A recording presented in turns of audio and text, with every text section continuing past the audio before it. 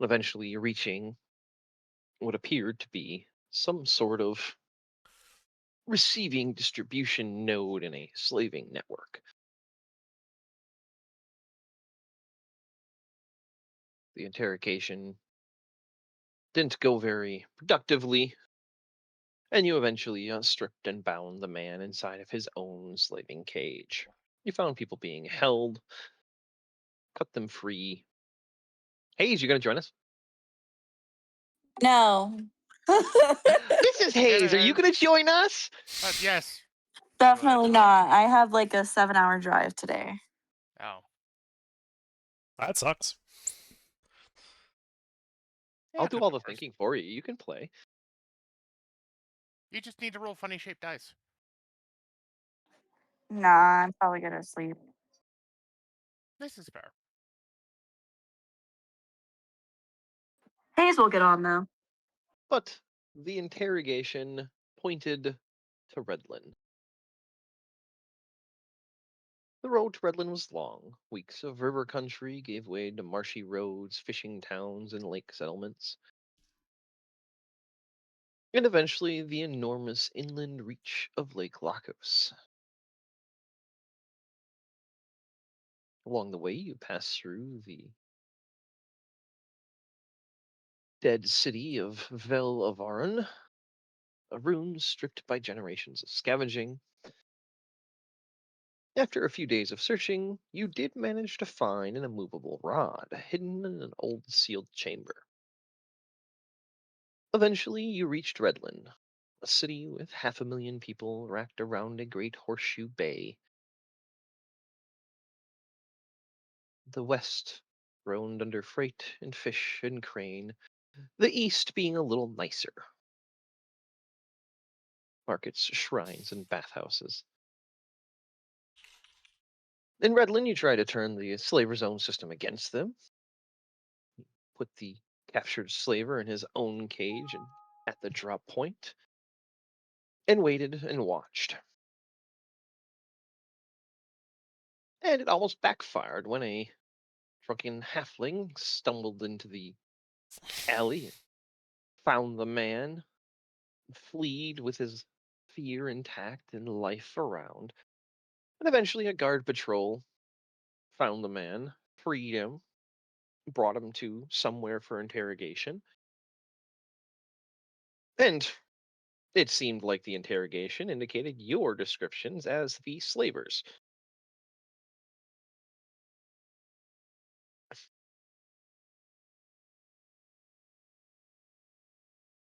By morning, the real slaver had tried to flee on a ship bound for Genth, and you informed the captain that there was some problems. You also informed the captain of the watch that there was some problems.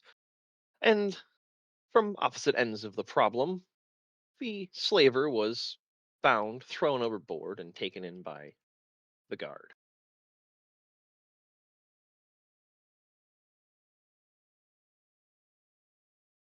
But We Redlin count that moved as a on. success, by the way. Oh, definitely. Redlin moved on, and you guys began spending your time perusing the magical markets of the city, as there are a few after you asked around. The meeting from the day before, where Talia followed you in and told you to meet this evening at Second Bell on the East Pier, still on your thoughts as you peruse.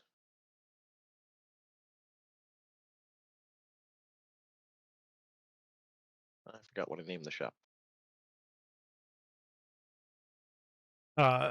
Blue Glass Market? Yeah, bluegrass. Yeah. Bluegrass. As you browse the shelves and locked cabinets of bluegrass Wait, is it grass or glass? glass. Okay. My brain added an R for some reason. Well, because we might have accidentally missed it and wandered into the music shop next door.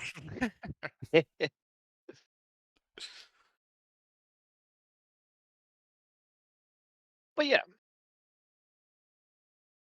you guys had lingered your gaze upon the locked cabinet with a couple of odds and ends dangling inside of it.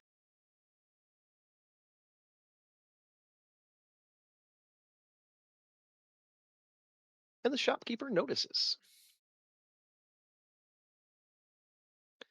And he goes, "Ah, you've got a good eye. Allow me." And he pulls out a small ring of keys, unlocks it, pulls out a pair of velvet gloves from his waistband, puts them on, and starts pulling out these trinkets and oddball looking things and setting them on a velvet tray and putting them on the counter so you can look at it. There's about half a dozen of them.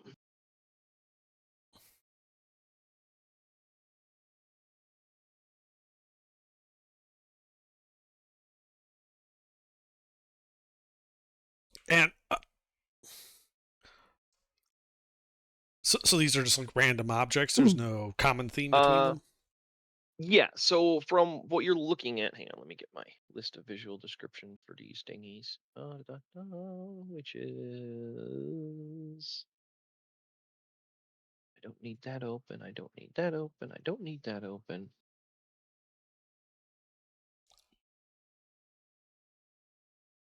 Go over there.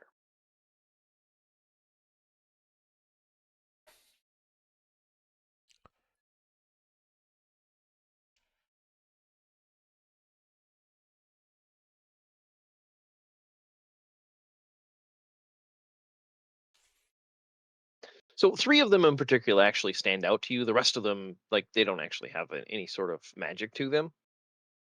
But with your, arcane capabilities, you can tell which ones are actually magical and which ones are not.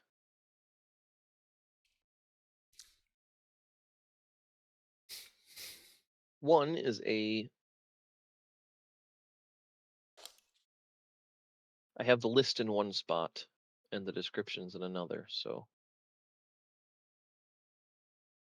apologies.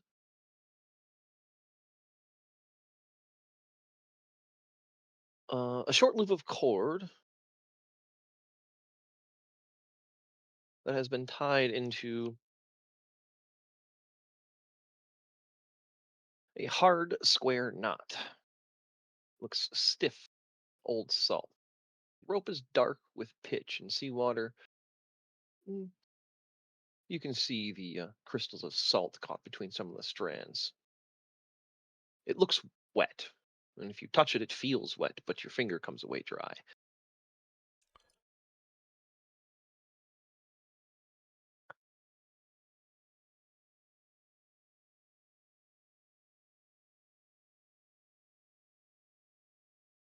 The second one is a single strand of coarse red sailcloth thread wound around a splinter of driftwood. The thread is sun-faded in places, but doesn't seem to have any frays along its length. And it seems to be fluttering in the direction of the wind, even though it is indoor and there are no windows open.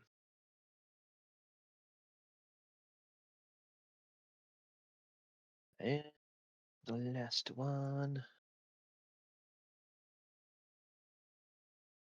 The darkened loop of polished bone, slick to the touch no matter how carefully it is handled, but it is strangely difficult to drop. It slides between your fingers and is easy enough to set down when deliberately released.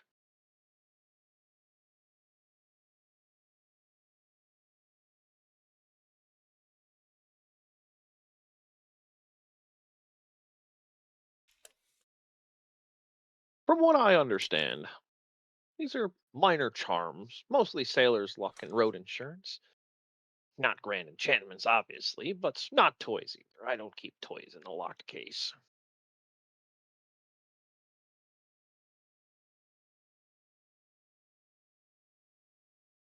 Well, I indicate the 3 items and say that these seem somewhat interesting.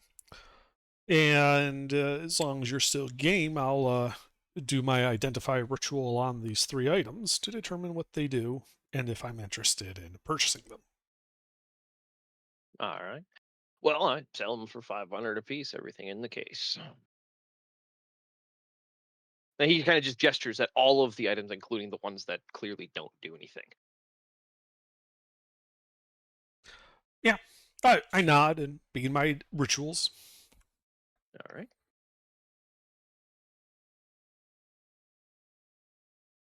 Oh, I didn't put a double space.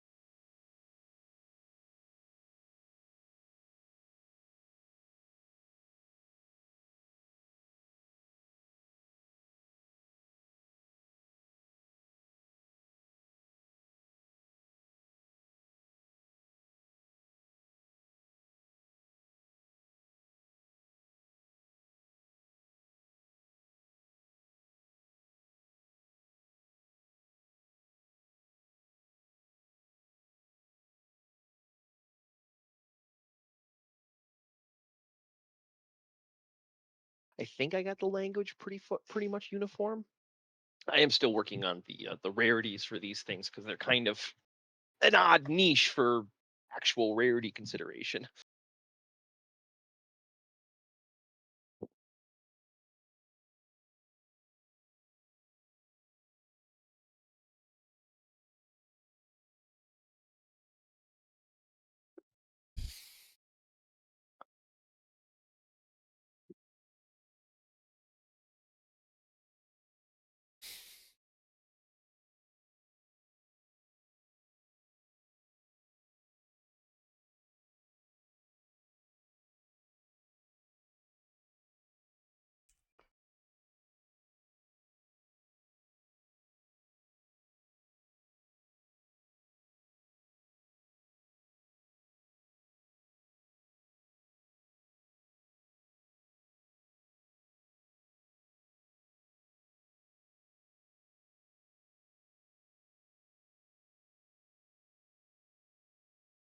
Any above table questions?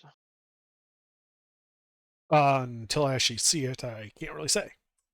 Oh, did I send them to the wrong fucking person? Hang on. I could have sworn I clicked on your fucking name. God damn it. Who the fuck did I send them to? I'm so Mystery. sorry. Oh, I sent it to your fucking brother, Jake. Well, you know that's not going to get anywhere. Yeah, I know. I just looked. I'm like, I could have sworn I clicked on his name, but I had I clicked on him because I was going to send him a message. But then you joined, so I'm so sorry about that. Under. Sorry. I'm sitting here thinking you're reading them, and I'm like, wow, he's really digging into them things. Let's see here.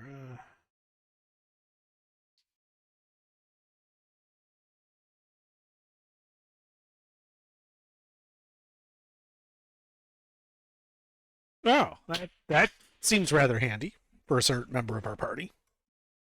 Well, so that's the other thing is like I'm not quite sure how to build these rarity wise. That's why I kind of did it on comic because they're one offs, so they're not really that. There are more powerful ones that I do have made, so this rarity is still kind of up in the air.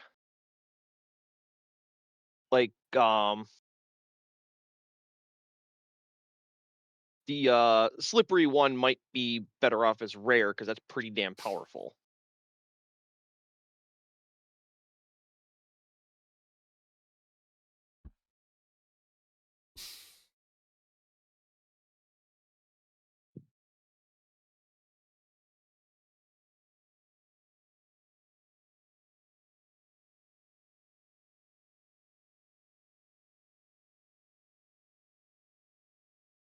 Yeah, so I tell everyone what they do.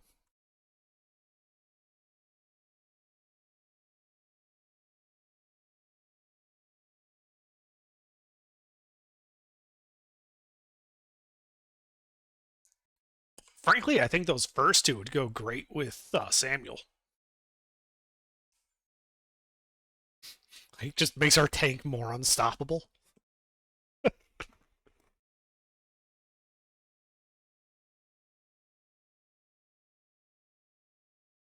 Yeah, so these are the experimental branch charm items that I've been working on.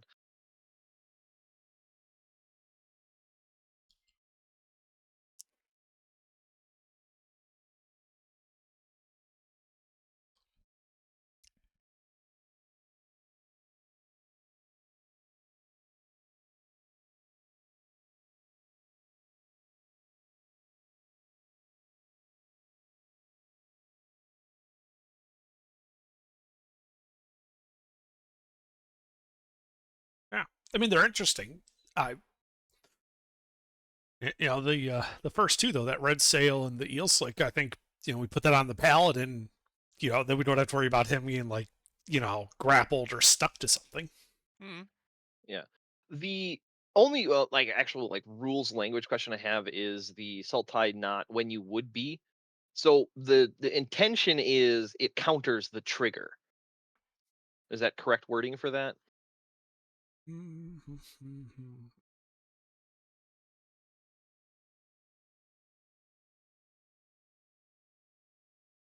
Yeah, that Okay. should be fine.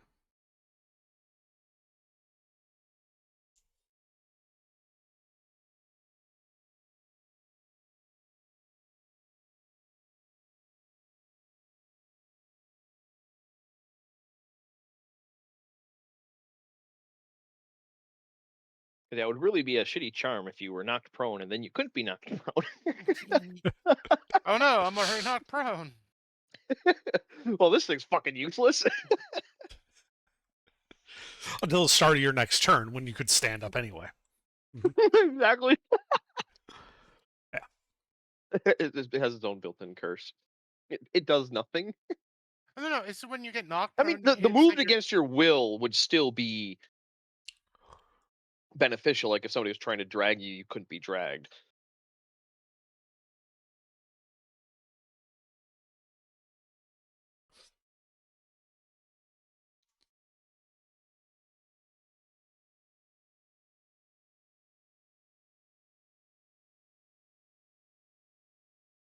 What do you think, mister?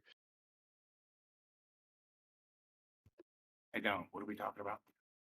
So we're at a magic shop, and there's a couple of items he has for sale. I don't think the Sultai knot's particularly worth the 500 gold he's asking per item, but the first two I think we should buy and have Samuel have.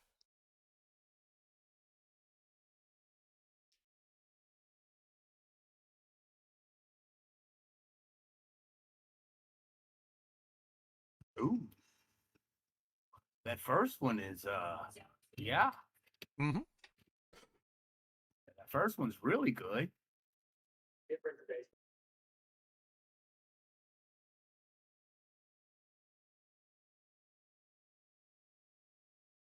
Oh wow.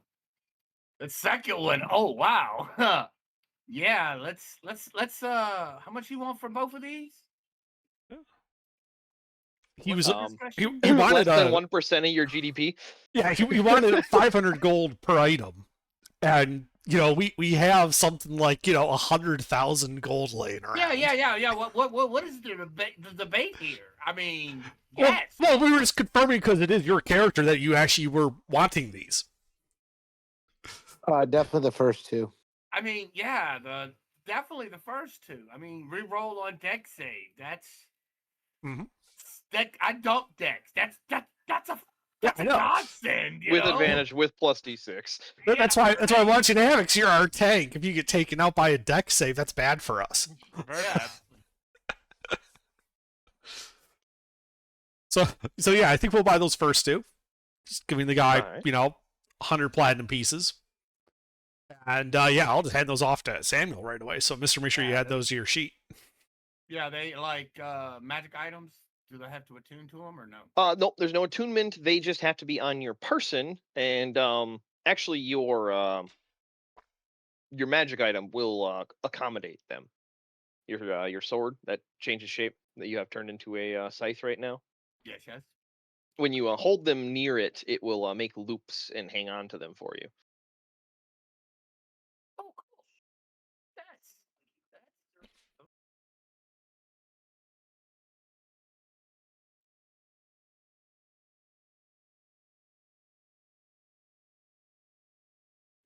Now the third one, I don't know about the third one. Yeah, I don't know either. I don't think it's necessarily worth that 500 gold. And so I would just tell the proprietor what it does, and that I'm not interested. Wait Let's- a minute. What if we like make a special deal? We get all three of them for the price of two. That way he sells all his items and we, and he makes a profit. We can haggle. True. Do you wish to attempt a haggle? I mean, I'm not saying we will, but it's a possibility. Yeah, you know what? We might as well, right? What's the worst that's going to happen? As I then No. attempt to haggle. Well, give me a persuasion check. Can I assist the haggling? All right, yeah. Go ahead and give me a persuasion check at advantage as Connie flashes her tits. Because I'm proficient as fuck. You just show everybody your tits. That's not being proficient. That's just reading the room. I mean, He, that is, I believe the but- room's reading her in that case, but yeah. Yeah, probably. You can see him pondering your exchange with the idea of buying 3 for the price of 2, and he'd make a deal, and he's like, well, I think that's already a practical price, but I could go as low as 1,200 for the 3 of them. Can I flash my tits so I can roll this persuasion? Persuasion's already rolled. Negotiation has already been had. Yep. So that's the problem when you let the wizard take point on the shopping trip. Yeah, I just is there a counter? Uh-huh.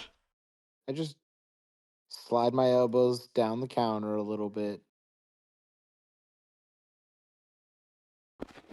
Please, sir. 13. No, I'm kidding. He looks at you. Well, I suppose I do have a longer lunch coming up.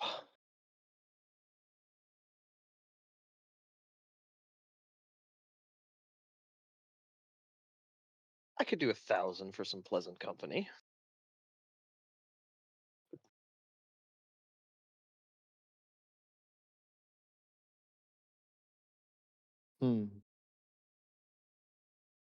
Guys, you gotta make me have sex with this guy so we can get 3 medallions for the price of 2. I mean, you did volunteer yourself on that one. I was just trying to speed up negotiations. I wasn't even there. You want to flash your tits? I'll fucking go for it.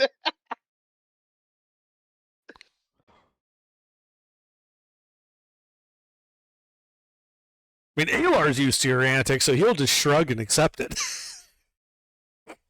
Yeah, how much are these amulets a piece? Well, he was asking 500 a piece, so we're getting 3 for 1,000. If you sleep with him.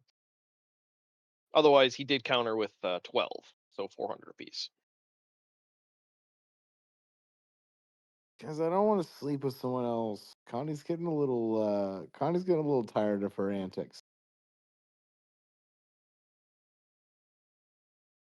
Why, you're afraid he's going to turn out to be a slaving kidnapper too? What are the odds of that happening twice? I don't know, Right? that's probably pretty Is it good. right? Fuck it. Where's the sleepy time potion just in case? I think you had it. Oh, I do have it. All right, let's do this.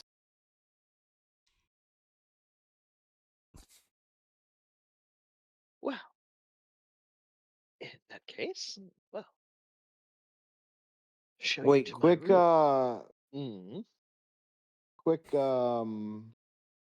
out of character moment here. Yeah, go ahead. If I'm reading the potion correct, once I basically open it, it's a one use only kind of thing. Both of them are, yeah.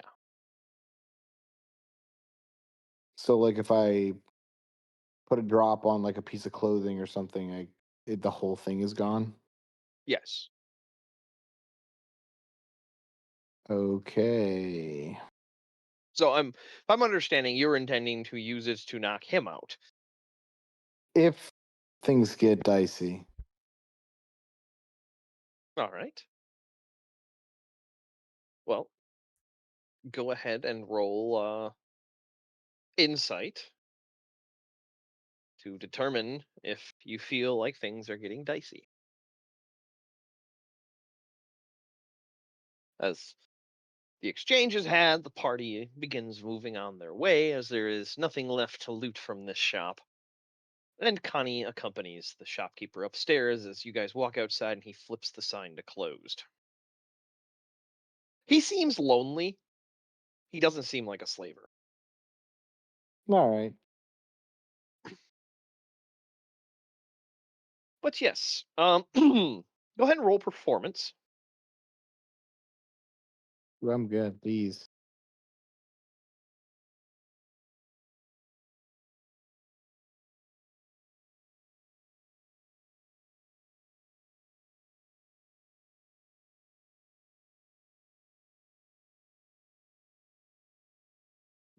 Nat one. Aw. Oh, Yeah, dude. 5 stars out of 5 stars. He appreciated This your guy company. threw in a fourth amulet for He didn't for have any more free. amulets. Well, he threw something else in. I got He a threw tip. something in, that's for sure.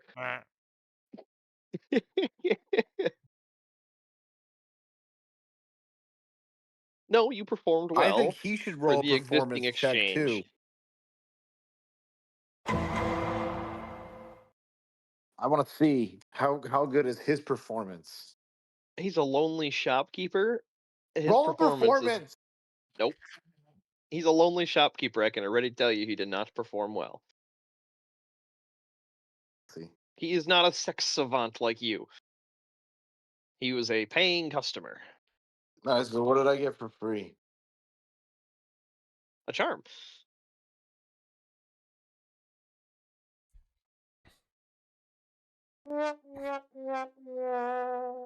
Which the party has. Well, you're welcome, you fucker.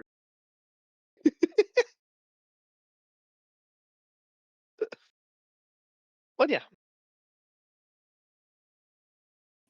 Quick scan of the shop. Does he have things out? like when, you go downstairs and he's buttoning himself up and catching I- his sanity because of how good you were in bed. Yeah. No. Like, There's nothing laying out that's valuable. So like he doesn't have shelves and stuff. He just does everything behind a counter.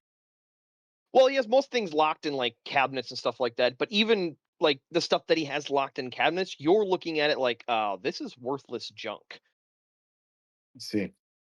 The party bought all of the actual valuable items out of the shop. I see.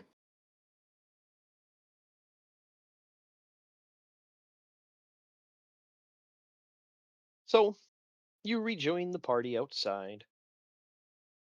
And as midday approaches, you hear the first bell. It starts as a low ring of one of the towers in the city, and then the rest of the city answers as all of the city starts ringing their bells, and it goes on for about a minute, and then slowly they all start fading again.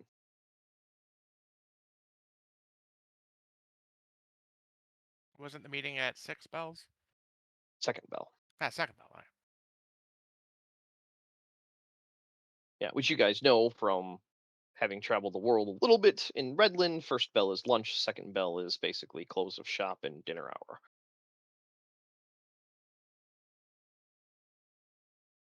So you still have half a day to peruse and kill time if you want.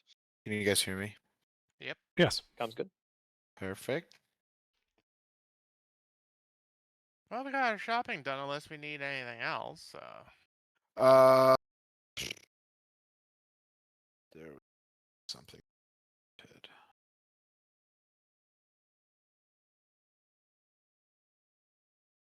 You are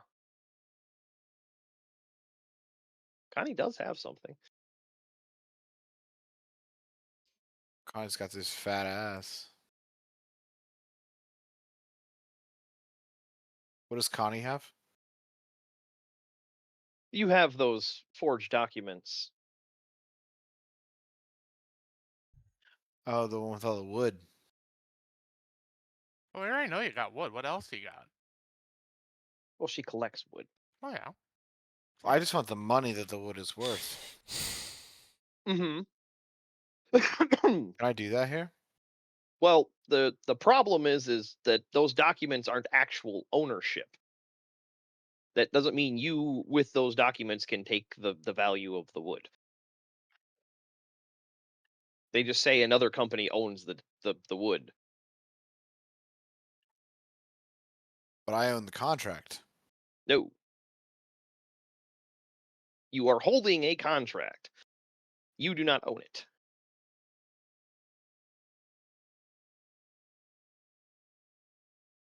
It was given to you as a courier mission. You were meant to deliver it to a particular individual in Redland, so the shipment would change ownership. They are not ownership papers. Yes. I see. Well, then that's what I'm gonna do. Thanks, DM, for taking notes for me. Hey, it's my side quest. Of course I took notes. Yeah, you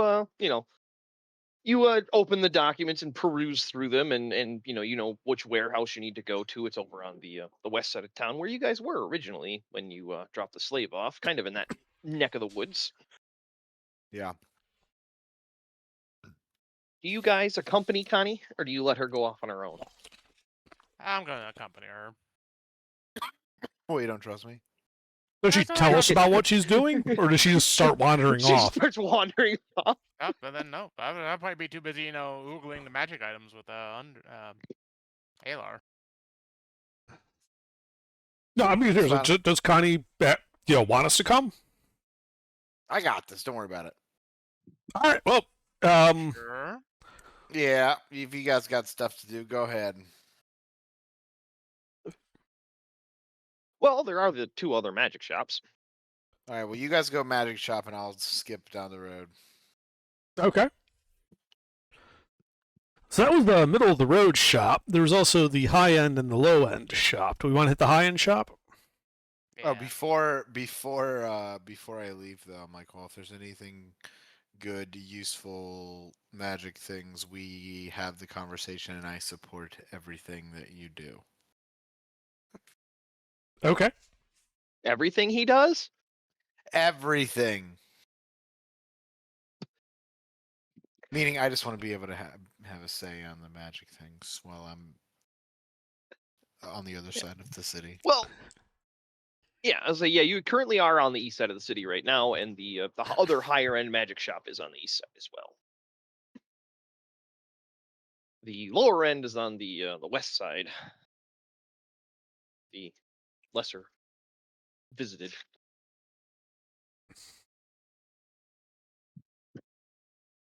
Hang on, I am being harassed by dog to go outside once again when there is nothing new out there, and she has just gone out there. Could She wants to be. double check. I know. Well, okay, it's starting to get late evening, so the rabbits start moving on the lot line, so she likes to go out and fucking watch them. I don't blame her. I like watching the rabbits. All right, so you guys are going over to. Easy there, furball.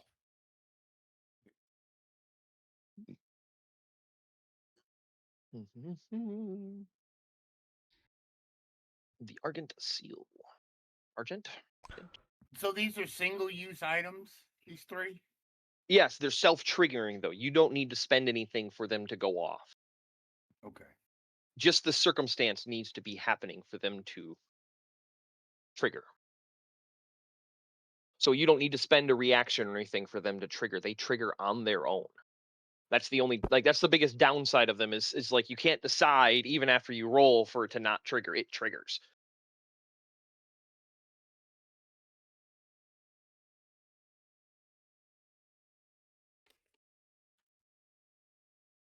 I misread them the first time. No, that's all right. Like I said, they're a new magic economy that I'm kind of working into the world for how magic exists in the setting itself.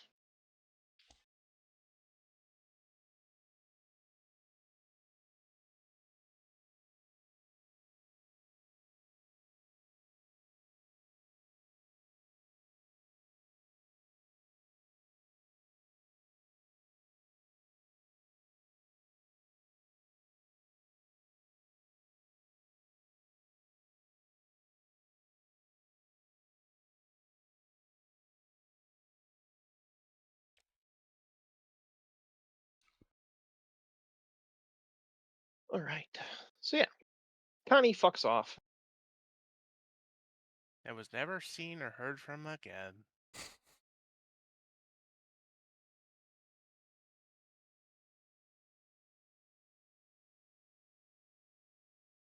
Right. We head to the Argent Seal.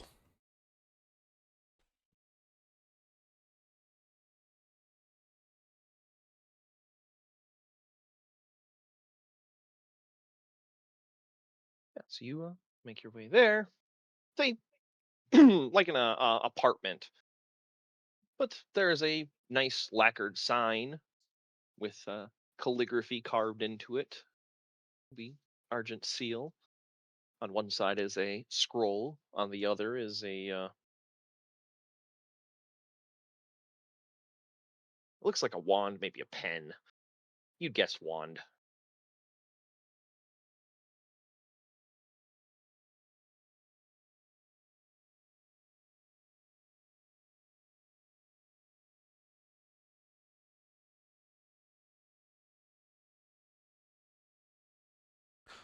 All right. Is her so it's like an actual storefront or an apartment? Sorry, you weren't very clear. On that. Yeah. Sorry, I had something. I really apologize. One second, just give me. Mm-hmm.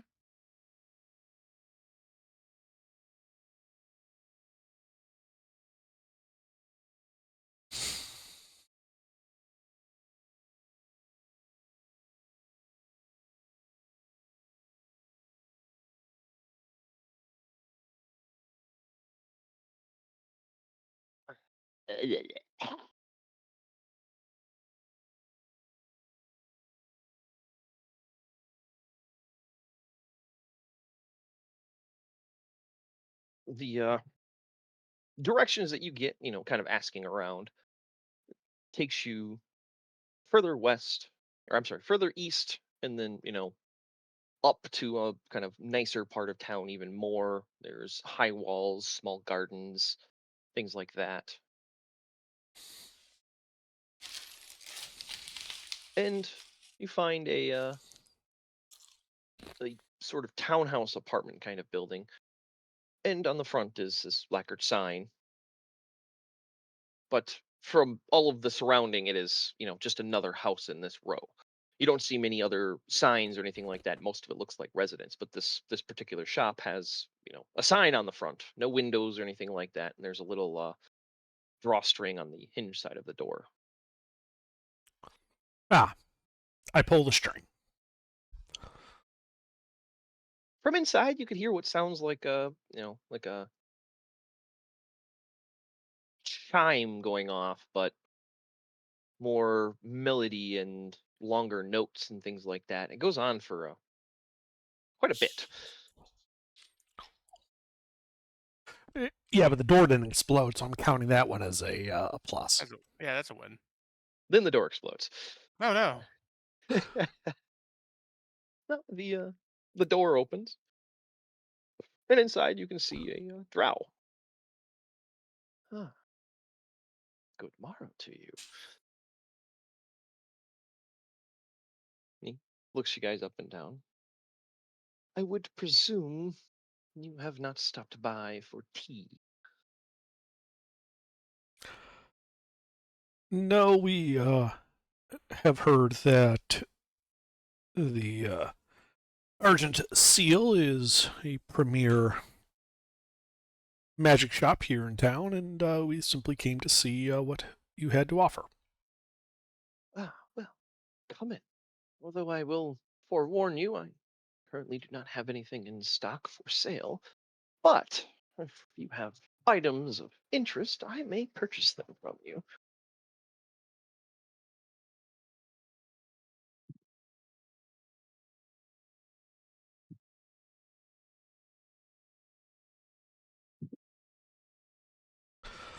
All right. Well, I come in. Yeah. Is the rest of the party shuffle in? Well, Alaric and Mister. Yeah, I shovel in. I do not shuffle, but I stride in. Samuel strides in. Henchmen shuffle. Gods stride. God's fall. The front room looks almost like a private apartment. Dark polished floors, pale walls, tall shuttered windows, low blue-gray lamps. It's dark in here. Like you can see, like there's light, but it is really dim.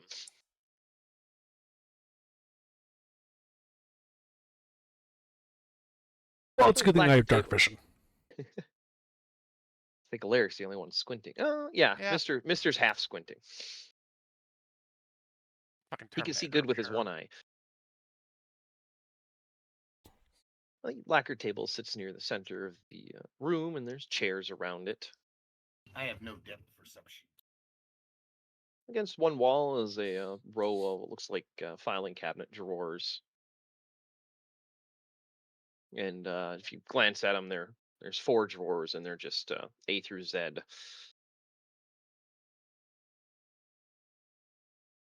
Splitting the alphabet up into 4 groups.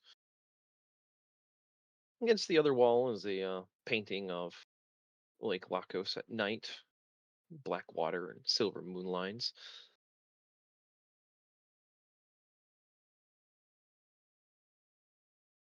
The back of the space has a curtain across it, and there is a individual standing at attention wearing a full plate.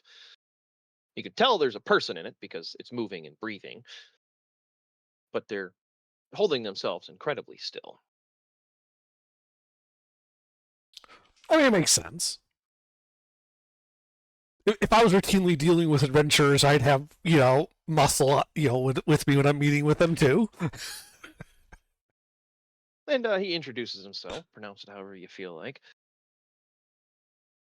Because I'm going to say the pronunciation, and then you're going to say something else. You go for it. Aravel Knox. Oh, yeah, I was going to say Aravel. Or Aravel. Aravel. Pleasure to make your acquaintance. Likewise. Well met. Please sit. I will be right back. He goes through the curtain. He comes back through carrying a tray, and it has tea on it. You can smell it. It's herbally and earthy.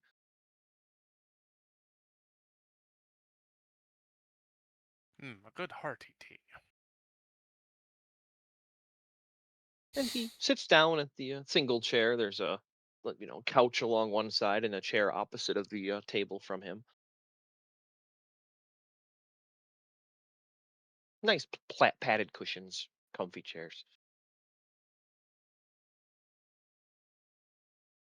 Most do come asking what they can buy. That I find is usually the least interesting question about people.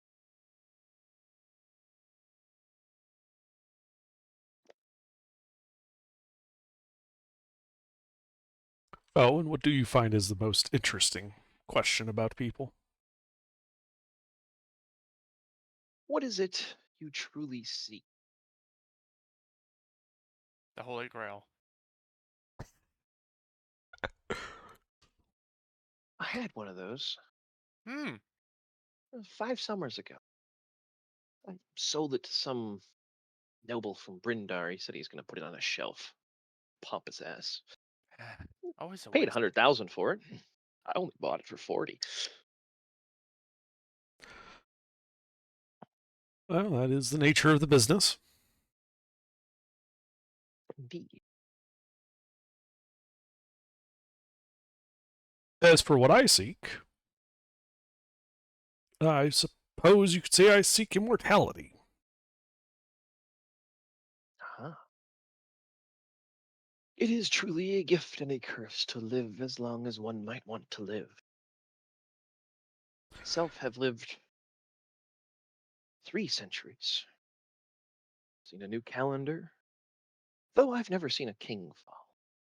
It is on my bucket list.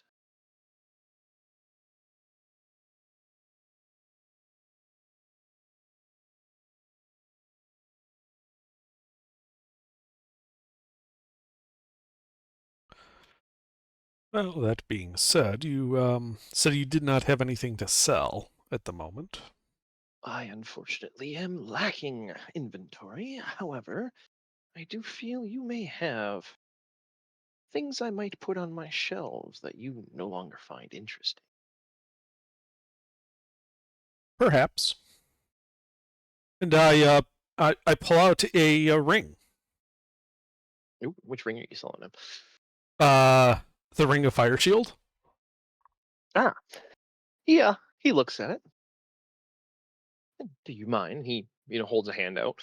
Oh, be my guest, though. Do be careful with it. It is somewhat temperamental.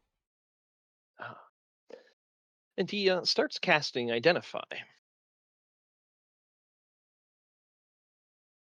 And Alar, go ahead and just make a an Arcana check as he's casting this. Okay.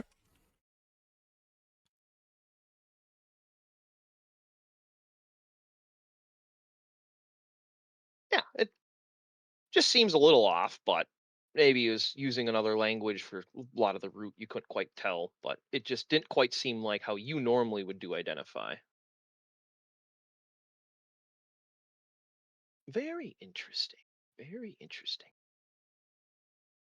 Well, something of this providence, I could give you 5,000 gold pieces.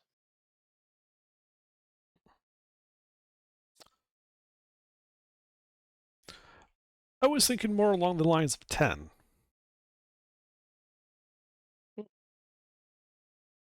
10 would be a reasonable price, but I do need to sell it. Oh, go ahead and roll persuasion. Okay.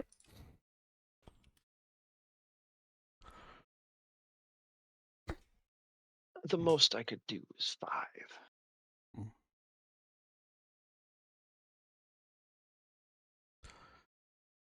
Very well, then.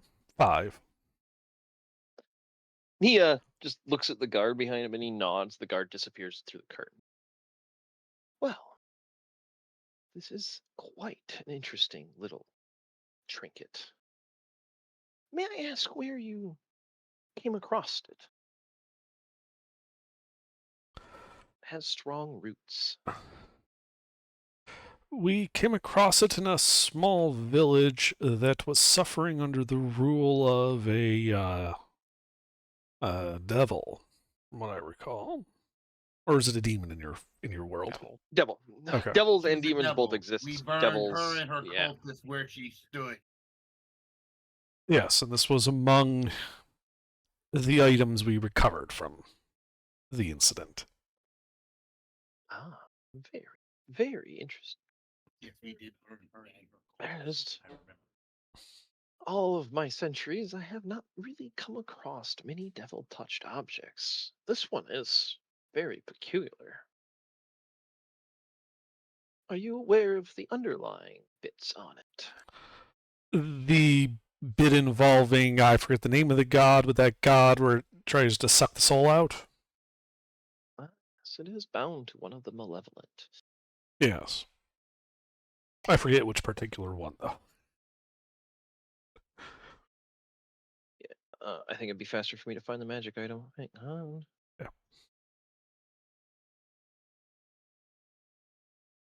Ring of Fire. The Therian. Yeah, that's why I didn't remember it. So yeah, it was Yeah, it's touched by on the diphtheria. DM side. Yeah, it's on the DM note side. I do have some buyers that will pay well for it.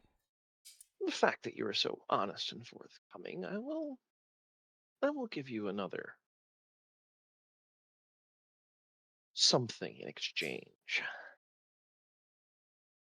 As the guard walks back through carrying a small chest, he stands at the side of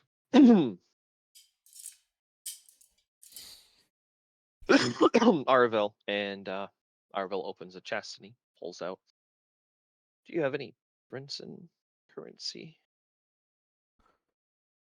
You can see inside the box. There's bars. There's slabs. There's gems.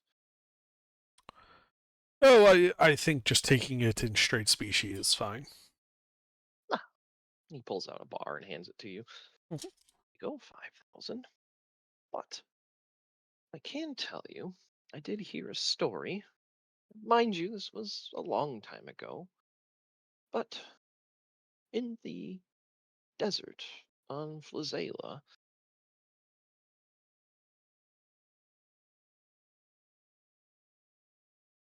west of, let me go to my map because I don't know which one this is.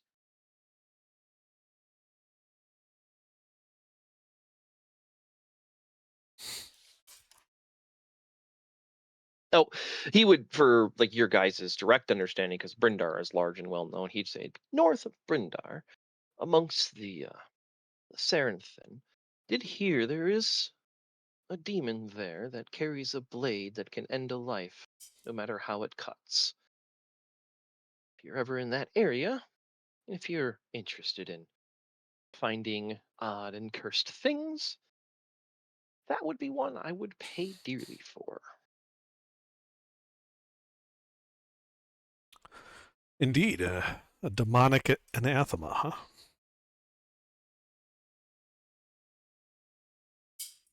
Well, if we find ourselves in that part of the world, I'm sure it will be an interesting adventure.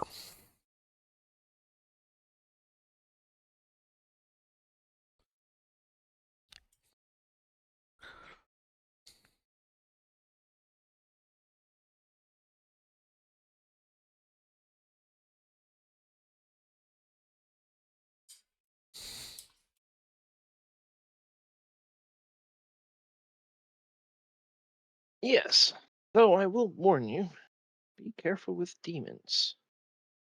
They are always more powerful than they seem. Devils hide, demons control.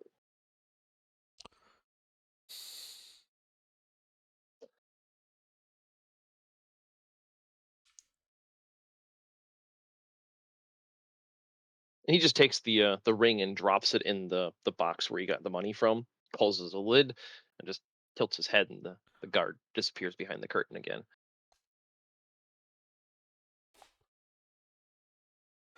Well, I appreciate the warning. As I said,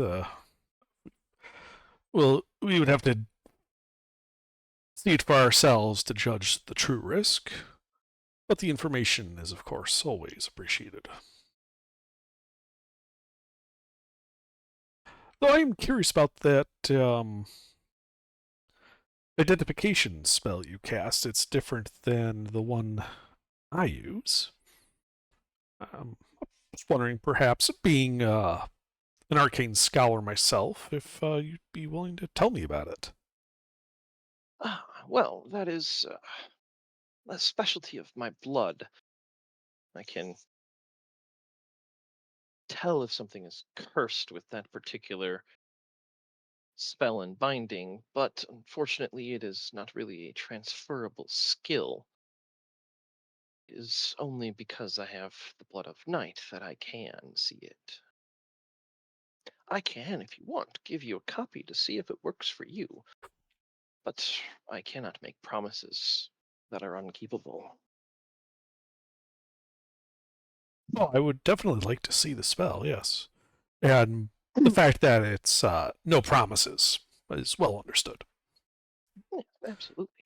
And he actually gets up, and as the guard's coming back through the curtain, he goes back, disappears, and you guys are kind of just sitting there. A good amount of time goes by. The tea is good,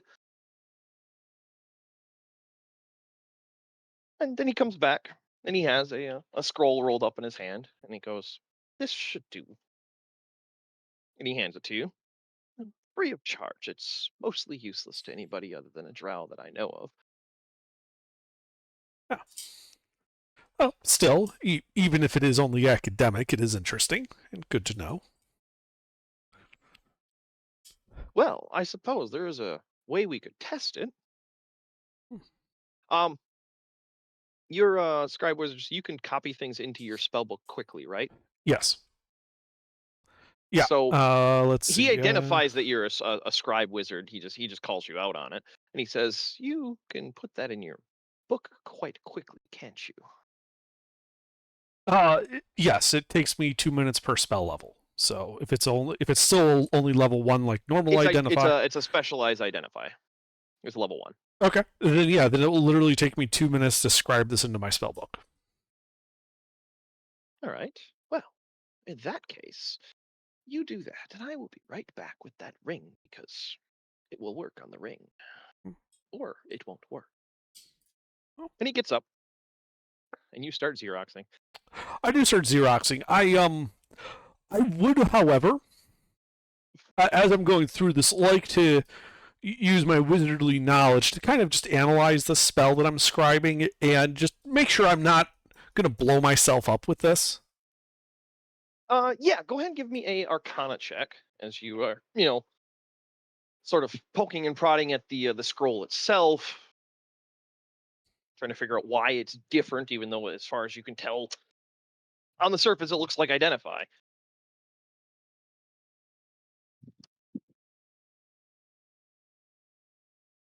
Well, yeah, okay. A second, retrieving the dog. What'd you get? A 9. You're not quite sure, but you know that you can copy it safely. Yeah. Well, I guess I was distracted by the copying method, and You're trying to read and copy at the same time. It never goes well. nope.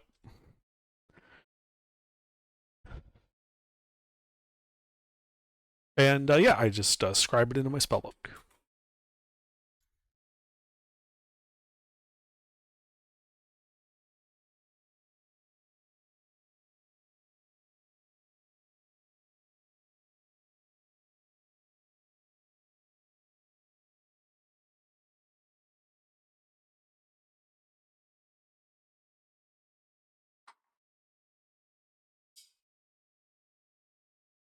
Sorry, writing it up.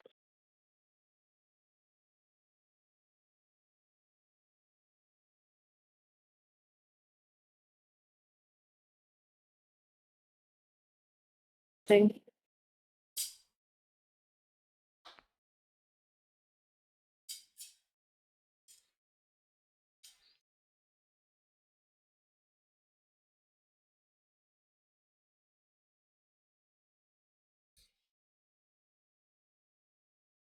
Testing, 1, 2, 3. Hello, hello. Yes, how I are hear you. All right. I will incorporate you. I seen your messages. Don't worry. No, it's not that. I was just making sure my mic is working Ah. because my cat was biting my headset.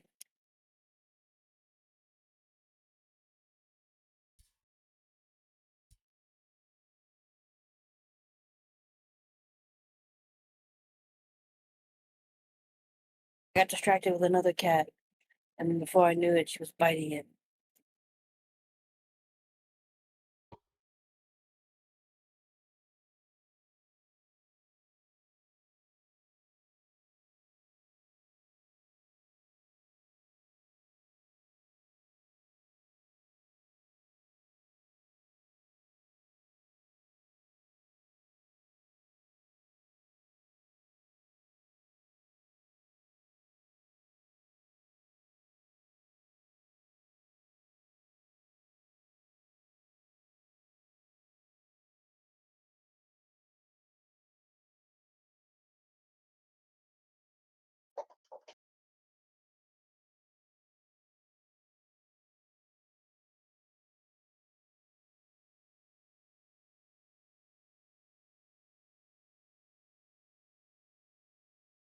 I'm just rereading it real quick.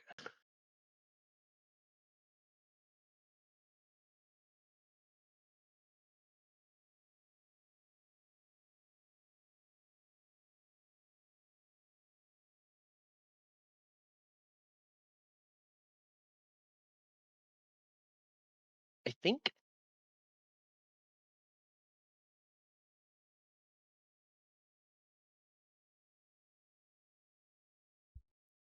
I do have to fix the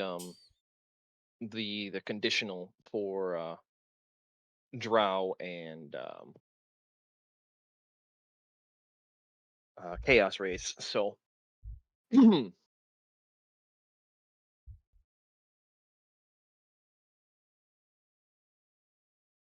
but that's the only thing it's missing. So this requires a spell slot. It cannot be cast as a ritual.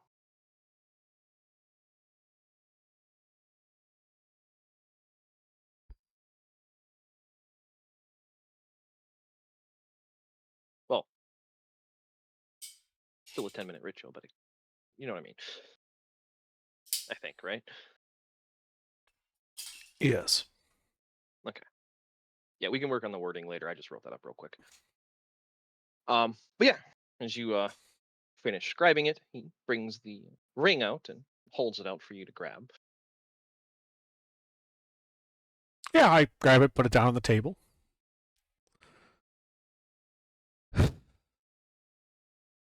And cast the spell. All right. And the spell succeeds. This ring is bound to the malevolent god Valtharion.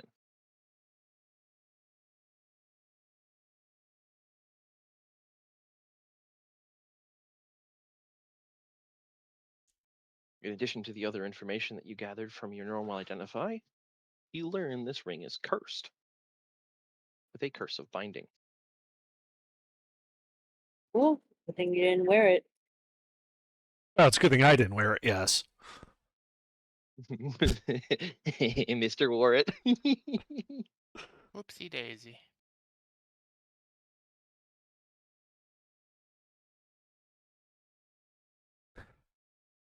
But hey, if we find some sketchy artifact, we can try to tell if it's cursed now. Neat. Yeah, and I cast a spell and nod to Al and So really quick, can somebody? This brings me to a really good point. Can somebody explain to me remove curse? So like, is this kind of what it's used for? yeah. So what it does is it like suppresses the curse so that a person can like remove a cursed item. It doesn't actually decurse the item. Yeah. But there are also some spell effects that like bestow curse and stuff that are broken specifically by remove curse. So like let's just say somebody did wear the ring and it was binded to them. This particular ring is a bad example for that conversation, as the curse of binding does not get broken by remove curse. I see. Yeah, this is It's a just god touched unfortunate. artifact. Yeah. I see. That was kind of my question. Yeah, there are things that are more powerful than arcane spells, especially in my setting, because For sure. there's a lot more going on in the metaphysics of my setting than just 5e spell list. Right. Yeah, for sure. Yeah, I mean, in the end, remove curse is a 3rd level spell. It's useful, Very. but it is niche. It is Got it. useful but limited. Yeah, it has its uses. Don't get me wrong. It is a good spell to have access to. Right, like I However, do now know the spell.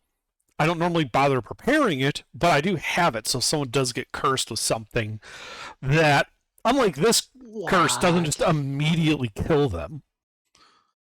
Fair. Well, okay, that one was circumstantial because of his personality. Right, It and the wouldn't fact kill that he was anybody else alone, normally. and the fact that he was off alone in the church when it happened. Mm-hmm. So it basically just exploded his head.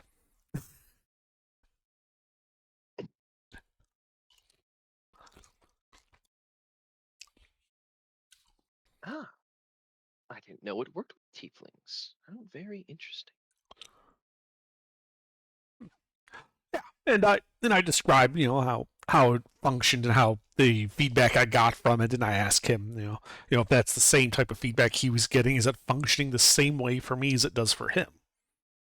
And yeah, he'd answer, yeah, that's more or less what it does for me when I use it on something that may or may not be cursed. And anytime somebody brings something in for sale, I always make the small sacrifice. And he pulls up his necklace, and you can see there's a vial of blood on it. Mhm. Yeah, I'm assuming because you transferred it, you knew that and you made one. So Yes. Also, technically, because I'm using a component pouch and the vial of blood doesn't have a gold cost, yeah. Don't have to. I know, but it's specific to the caster. That's the reason. Like it I does know. have a gold cost. It has no gold cost. It is priceless. Well, regardless, yeah. So but yeah, we can talk the word language of that later. I just wrote that up real quick to more or less basically do what I was thinking in my head for what he was doing. Sure. I mean, it seems reasonable. Mhm. Yeah. And I would nod my thanks to Aravel and let him know that Mhm. if he happens to come across any other, magic spell books or the like, that I would be interested in them. Then may I ask what your name is? So if I do ever come across something that might be in your ballpark, I could send for you. I am Alar. Well, Taylor, it's a pleasure to make your acquaintance. And yours as well. But I do believe we have taken enough of your time and your tea, which was delicious, by the way. Thank you. That was my mother's recipe. And I think Lyric's just pinky up the whole time.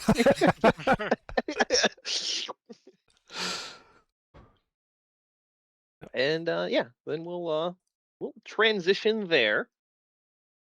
Connie, Jeez. you're wandering around looking for warehouse 17. Boop bop beep beep beep bop boop. Warehouse. And 17. annoyingly, these warehouses are not numbered in order. 1 is next to 23, is next to 37, is next to 45. I see. So you're spending some time going up and down these streets looking for warehouse 17, and they all look the fucking same. As I imagine they would.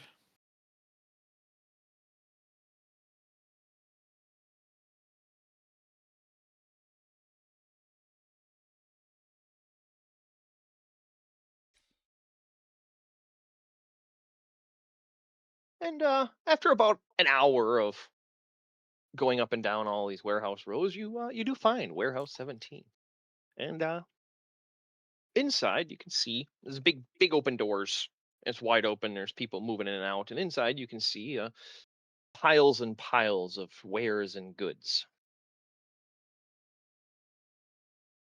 Lovely. And when you do you approach, or do you just walk past and glance? Past glance if anything sticks out, kind of thing. Well, go ahead and give me a perception check as you pass by and look for suspicious.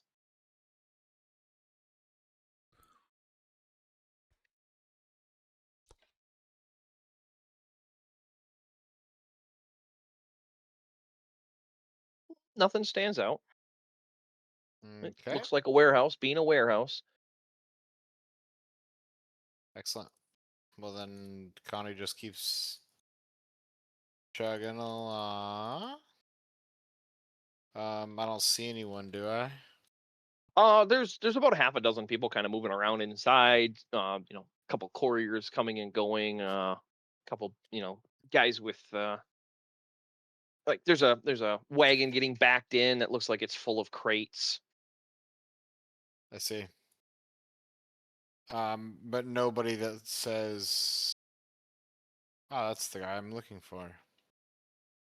Nothing in particular. Do you go inside or you just keep on walking? Uh, obviously, there's like no, I don't see security or anything like that, right? They're armed, like the warehouse workers. So you don't see any like dedicated guards just standing at attention.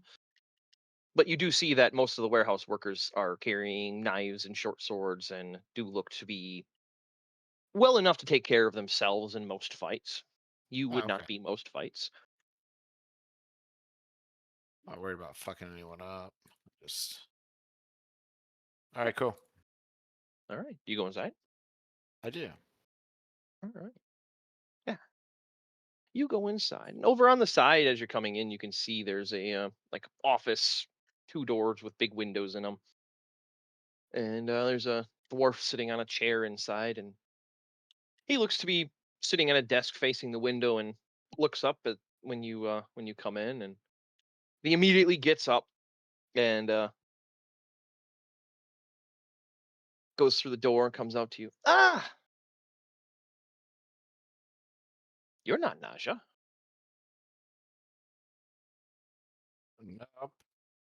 Nope. Well, you got the paperwork? We've been waiting on it.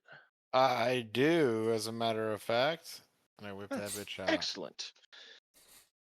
I didn't know that.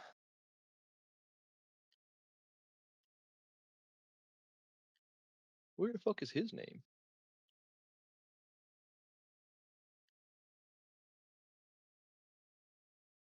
I didn't know Harkham was using a new courier. Well, regardless, I'll take the material off your hands.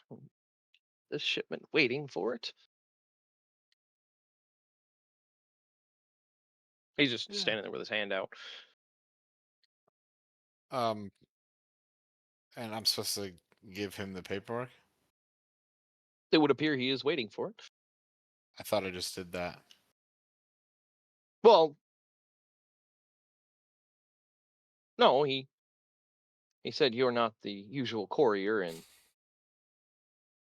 Well, I then am asked the for the documents. I am the courier that you have. So here you go. Well, thank you very much. As always, we appreciate your discretion.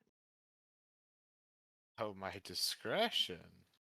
And he just goes back into the office. I kind of just like say, He's already gone. oh fucker.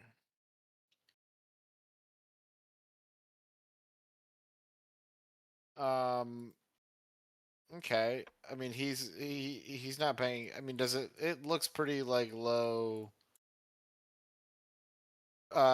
security or whatever, right? Well, the lack of security does not mean low security. Like I said, there's no guards standing, at attention, but the warehouse workers themselves look like they can handle themselves in a fight. Yeah, but it doesn't look like a place of shadiness and contention is what I'm asking. Oh, okay. Yeah, go ahead and give me an insight check then. I did not know that was the direction that question was going. Yeah, I like, you're all good. like, should Is this I- place shady? Yeah.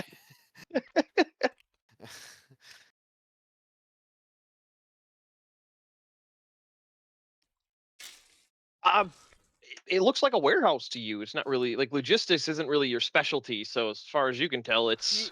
Yeah, I'm just kind of looking at like behavior, right? Like, I mean, how are people holding themselves? like warehouse like- workers that you know. I mean, like you can tell somebody's blue collar, no matter Yeah, what. they look like blue collar dudes. They're just moving shit perfect. around. That's what Like, I yeah, wanted to know. there's nobody really watching you. Nobody, like, there's anything that stands out at all. It just looks like a warehouse that you just delivered what you clearly, when you would open those new or forged documents from Alar telling you. Got it.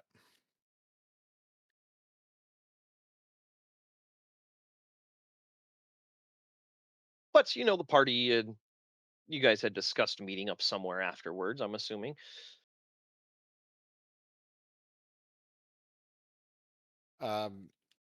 Yeah, we totally had that conversation. That was great, guys, right? Yes. Yeah. Yeah. Remember there was that warehouse we took our long rest in? The one where we hid the wagons? Yeah. Yeah. Just meet back out front there. Yeah, it's part of the city we all know. Yeah. Relatively secluded.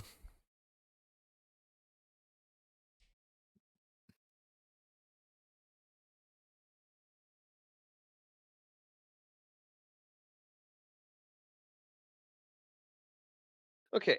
Just real quick, CC, are you playing a human girl or a halfling? I cannot tell from just the picture. You didn't give me other. I didn't look at the sheet yet or anything like that. I just She's need a to know. halfling. Halfling. Okay. Connie, what's your passive perception? It is 10. All right. Yeah. You're standing out in front of the warehouse, waiting, tapping your foot because they're on the other side of town, so probably going to be a minute. And then you notice this halfling sneaking up on you. They don't look malicious. They look curious. Honey, you get too close to that thing, it'll fire on you.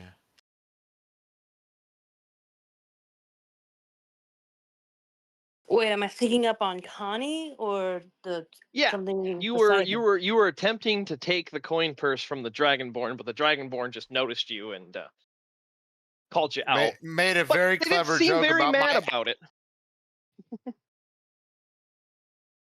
And then yes, made a clever dumpster joke that made no sense to you because you're a halfling and halflings are pancakes in my setting. It literally went over her head. Hey. Hey yo, got him. Short joke.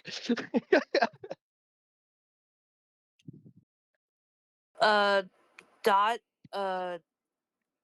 quickly, like, she's caught, so she takes her hand away. He's like, I wasn't touching anything. That's what they all say. But they all know they are.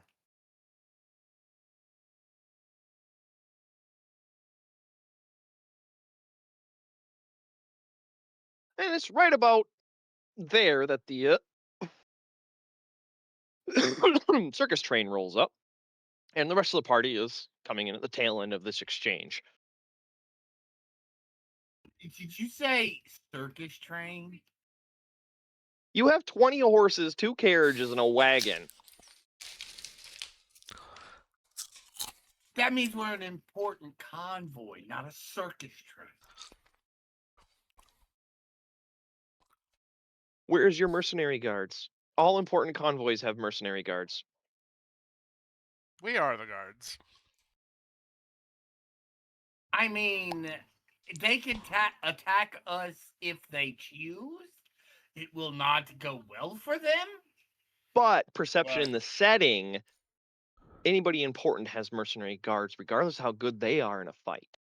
Samuel's walking out front, armor gleaming, gold chain, glaive. Yes. Are there flies in D&D? Are there flies like the insect, housefly? Yeah. Locusts. Yes, there is normal Earth-like insectology in my setting, or whatever the word is for bug thing. There was Technology. I like that. there was a fly on you. Insectology. There was a fly on you. I was just pushing it away.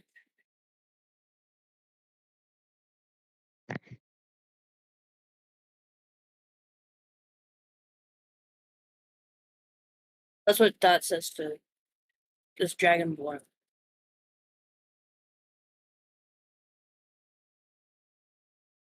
Well, next time don't.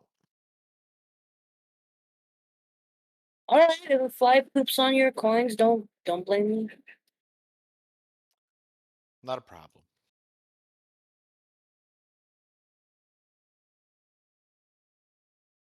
Connie. Dot. Dot. It is You're nice to tall. meet you. Connie sees right through her bullshit. Should we roll that? Now you guys don't have to roll the exchange.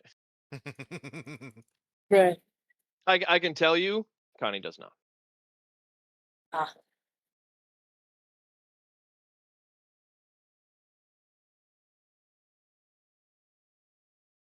So why are you here? I'm looking for fun and adventure. And you just so happen to stumble upon a warehouse. Well, actually, I'm looking for like a crossbow to add to my arsenal, but I'm not quite sure. I've never been to this town before.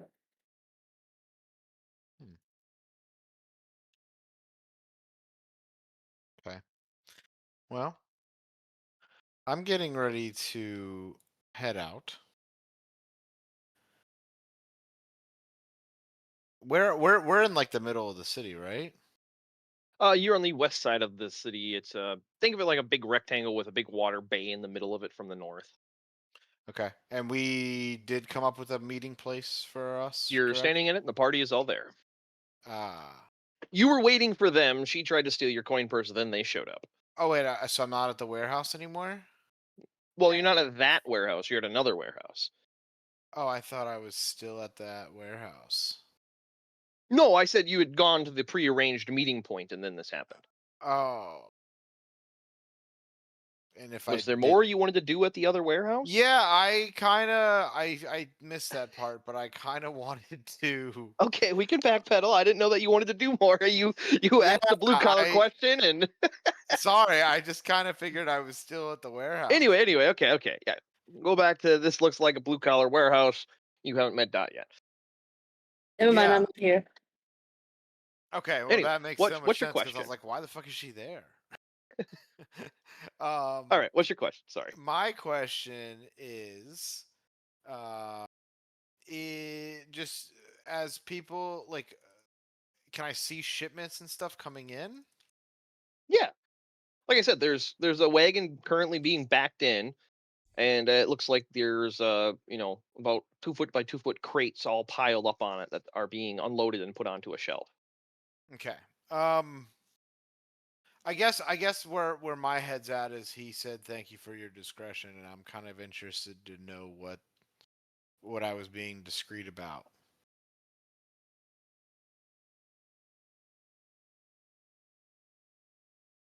The delivery of forged documents that indicate a shipment belongs to a different company. You just participated in white collar crime. Oh. Oh, you did say those were forged. Indeed. I'm such a silly goose. You're so silly. All right, is that all you had questions about? Yeah, sorry. Oh no, you're good. Okay, so we'll resume. The party's all together. There's a halfling trying to steal from the Dragonborn, and the rest of the party rolls up.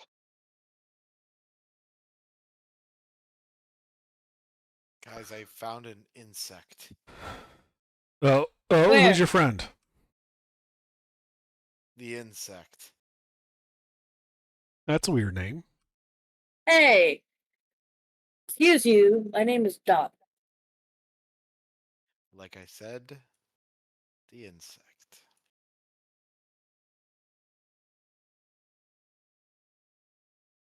Okay. Dot. What's up? What's up, Dot? I'm trying to send a picture. Give me a second.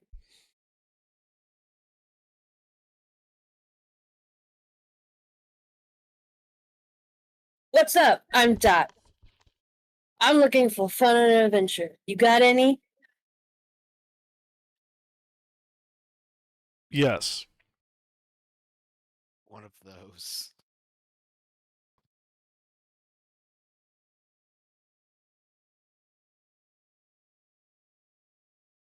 So, what can you do?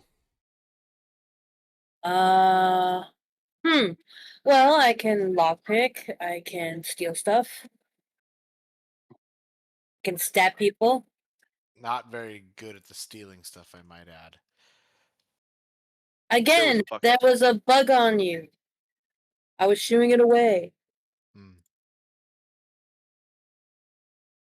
I look over at Alar and mouth. She's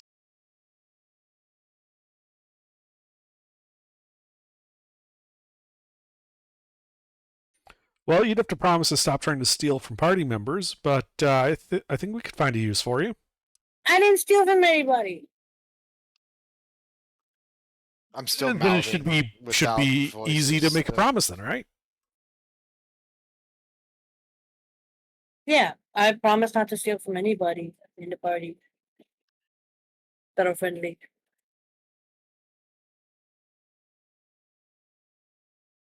Great. Welcome aboard.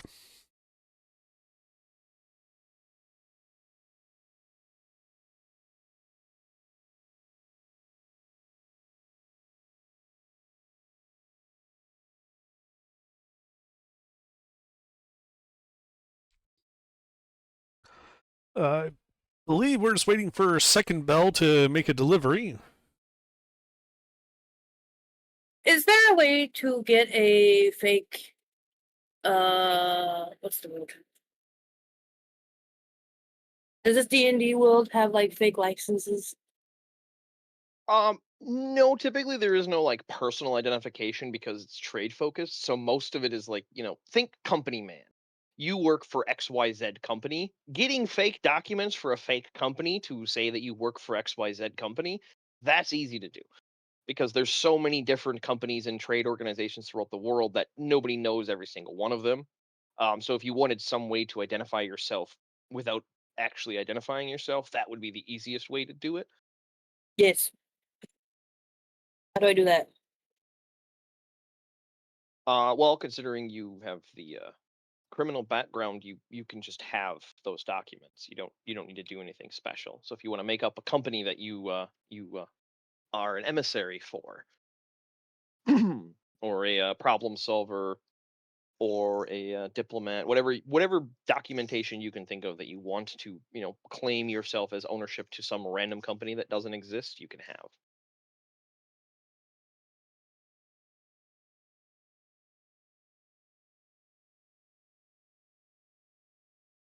Does that make sense?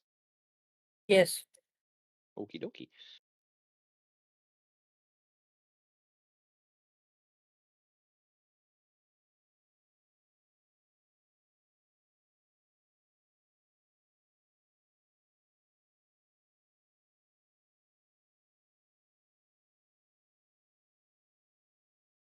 Will that coming up in conversation? No, not particularly. Okay. Unless you're two companies interacting in some sort of trade negotiation, it wouldn't come up. Like people don't ask for your papers. You just say your name and that's your bit. Okay.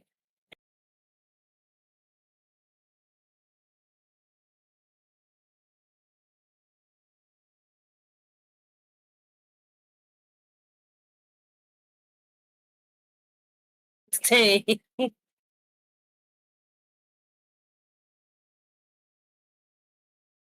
But yeah, the afternoon passes. You guys kind of just peruse around town. There's all kinds of stalls with trinkets and odds and ends and food, and there's plenty to do. Where do I buy ahead. a hand crossbow? You want to buy a hand crossbow? Apparently it would be better.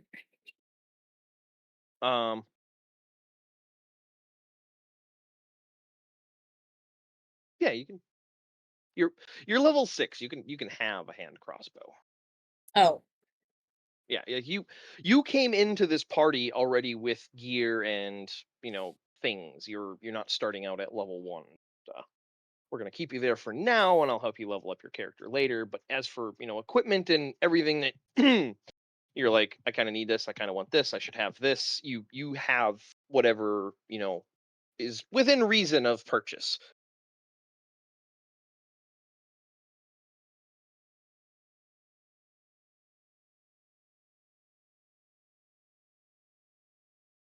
Okay.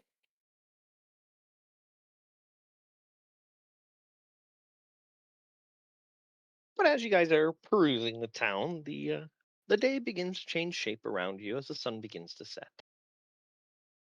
And then second bell begins somewhere high above the harbor. One deep bell starts it, and then another answers, and then the sound spreads across Redland in uneven waves: market bells, shrine bells, dock bells, bathhouse bells, all joining in for one long minute until the city is ringing across the lake.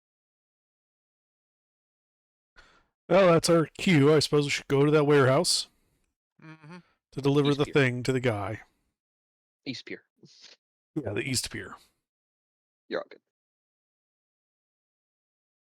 good. To deliver the thing to the guy for the reason.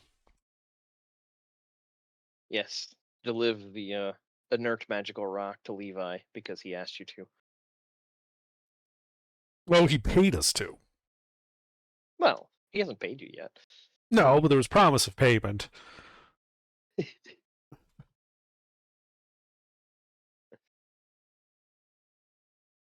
But yeah, you guys. And from your scouting with the with Raven, with Hero, you're familiar with the west and the east docks. The west docks is definitely more infrastructural, and the east docks is definitely full of pleasure yachts. They are wider and spacing from each other, whereas the west docks has a dozen piers sticking out of it. The east docks only has 8. And you guys start making your way down. And near the end, you can see Redland has stopped pretending to be public. Far across, you can see the West Docks, still busy as ever. But the ships are sleeker, the lanterns are more polished, and all of the gangplanks appear to be guarded. Why can't I talk? It's all Drink about your water. talking.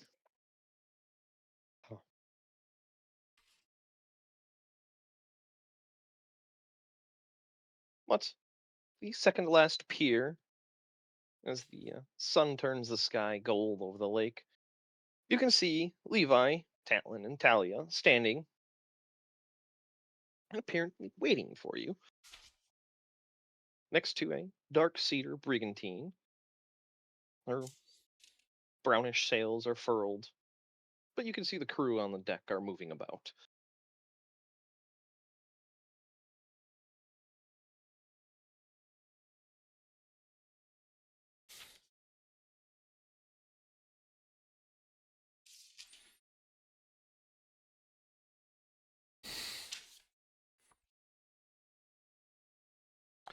I guess The we pier is wide drive enough right for up your to 'em. guys'. Yeah, I was gonna say the pier is wide enough for your guys' carriages to go down. You do get a lot of funny looks because the pier's not wide enough for you to turn back around, so you'll have to back all the way off. Oh, well, then we're not going to head. Okay. That'd just be silly. Yeah, it is wide enough for you to go down it with the carriages, though it's a bad idea. Yeah, you guys park your carriages on the far side of the quay and street. Disembark. You retrieve the package from the trunk, I'm assuming. Yeah, and it's less than 500 pounds, right? It's 50 pounds. Right. So, cast Tensor's floating disc, put it on the disc, start walking down the pier. Of course.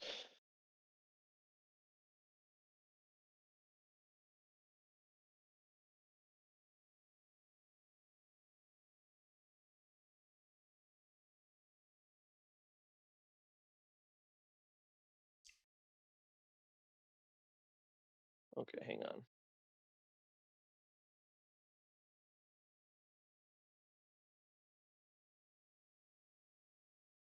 Oh, I lost the version.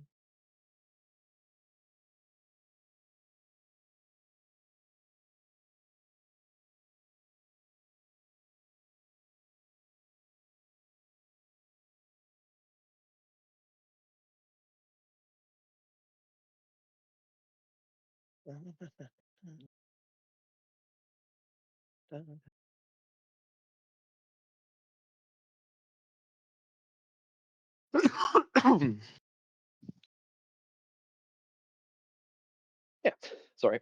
This freaking little tag at the back of my throat's driving me nuts. But as you get closer, you can see the brigantine. It's a cedar hull. It's dark with tar along its seams. You can, comparing it to the ships next to it, none of you are, of sailor craft, but you can tell that this ship is leaner and more narrow than the wide, fat pleasure yachts around it. The masts stand a sharper rake. Rigging lines are more taut and orderly, and the furled sails sit evenly and efficiently across the yards. Carries the finish of a wealthy private vessel, but its lines are too balanced, too narrow, and too exact to look merely decorative. Levi steps forward. Ah, you've made it. We have. Oh, from what I've been told, you took quite the significant scenic route.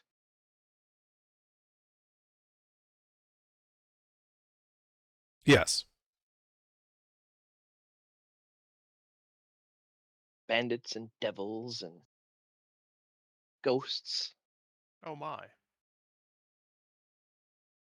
Quite the Well, road you trip didn't want had, us to be though. bored on the way here, did you? That is fair. The goes up the gangplank. Please come.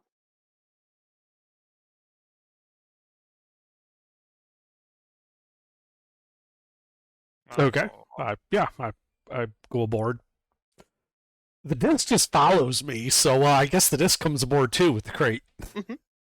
Yeah, and Nibbles is with you too. He's bounding alongside you, Alar. Ah, okay.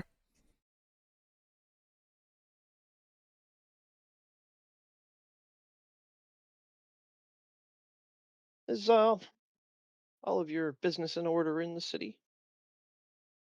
Lodging for your carriages and such. Crossing the lake today, so No, we've made no arrangements. well, if you'd like, I can have your personal belongings transferred to the ship. Come along. Why? And, well, so you can stay at my villa.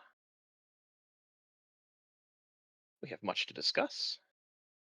I'm sure you're curious. And he gestures at the floating disc with the crate on it. You didn't think I had you go all this way just to deliver a box with a rock in it, did you? I'll be honest, you seem the crazy sort, so I wasn't entirely sure. Well, I will say, Talia has been following you since Ardenshire. I needed to see what you guys were made of, how you operate, what kind of things you are interested in. That I must have learned been quite a uncomfortable. bit.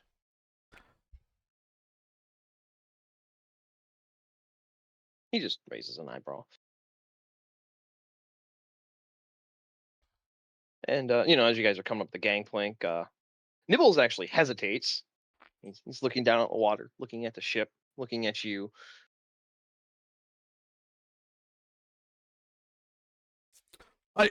I gesture to the box, like telling him he can just ride the crate up if he's bothered by it.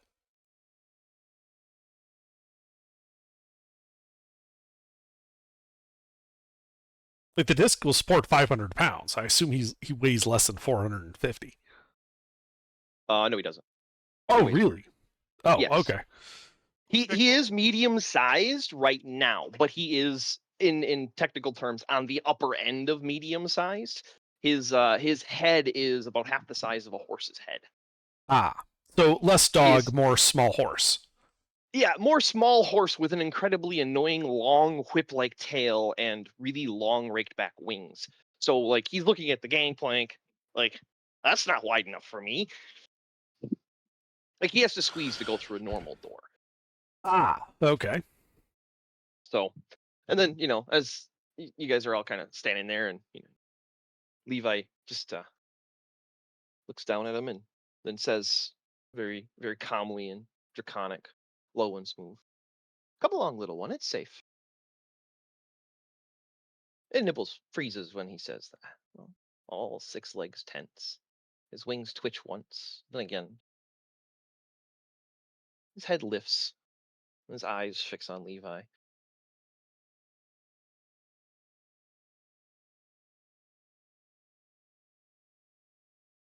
And then his tail twitches and he chirps. And he scampers up the gangplank, looking at you, looking at Levi. And he seems very excited.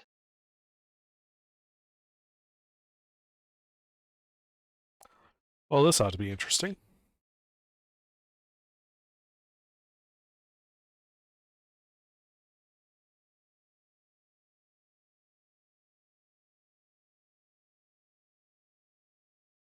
If you'd like, I can have your carriages accommodated in town here, or if you want them delivered over to the villa, I can have a porter drive them around.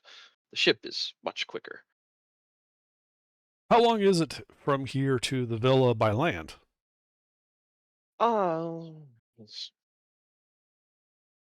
He's thinking, counting on his fingers. 3 days by ship.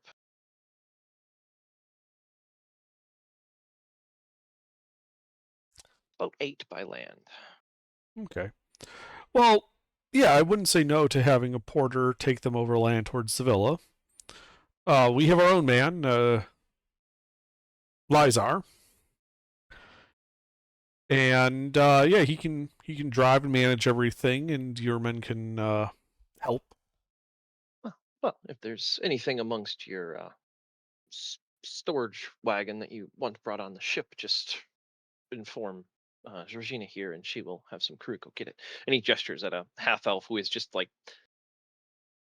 1,000-yard stare, resting bitch face at the bottom of the helm deck. Right. If I recall, most of what's in the wagon is our bulk stuff, like the 10-gallon barrel of water, a collapsible stove, Yeah. a bunch of like leather, fur, and other like raw materials. So no, I think we can do without that for a bit. All our valuable stuff is on my person.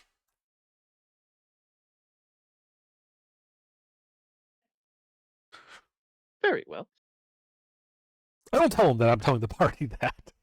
I just shrug and say I have nothing I need. Everything else can stay in the wagon. Hey. Plus, you guys need stuff. Nope, I got a thing on me.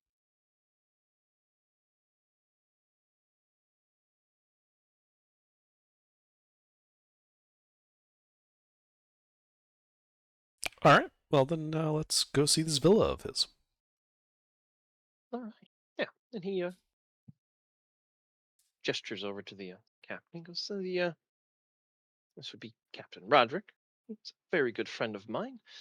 He's captained this ship for, what is it, 20 years? Roderick just chuckles. This very weathered, old-looking, pale skin, but very seasoned-looking captain. And he chuckles and goes, 21, maybe. It's a good ship.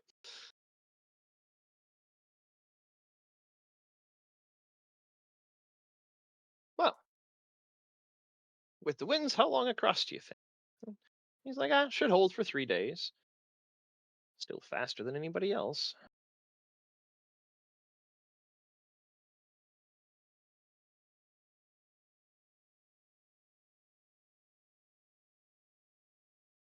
And you guys follow Levi, I'm assuming. And he starts going down a set of stairs below deck. And it's rather nicely furnished for how small it looks on the outside. It is incredibly well designed for spatial, awareness. And he gestures for you guys to, well, you guys can spend the journey here. And there's a row of cabins. I will be most interested in studying this for the journey. And all of your questions will be answered once we reach the other side.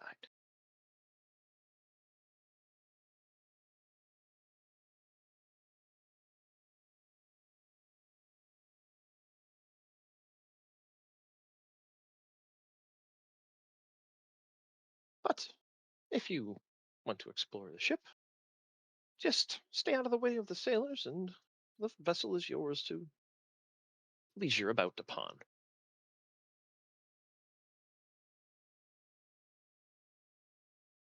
And he starts heading down the hallway on the left side of the ship towards a room on the far end.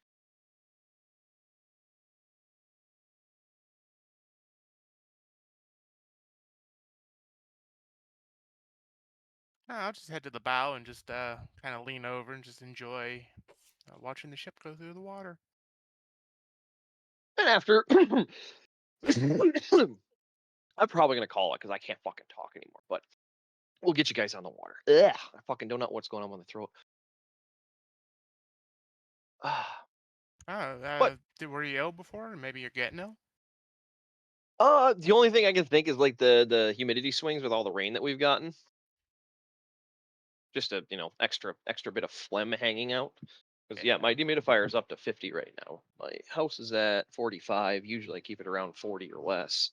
So it's probably just that little bit of extra moisture in the air that's irking me. But yeah, as the sun sets, yeah, ship pulls out of the pier rather easily. And as you're up at the bow, Alaric, you can see that it is barely disturbing the water. It is cutting incredibly clean through it. Aha. Does it look like there might be magic involved? Now that you mention that, while we're below deck, you did notice while the outside was clad in cedar, the interior is incredibly bone white. You might be familiar with this material as gonewood.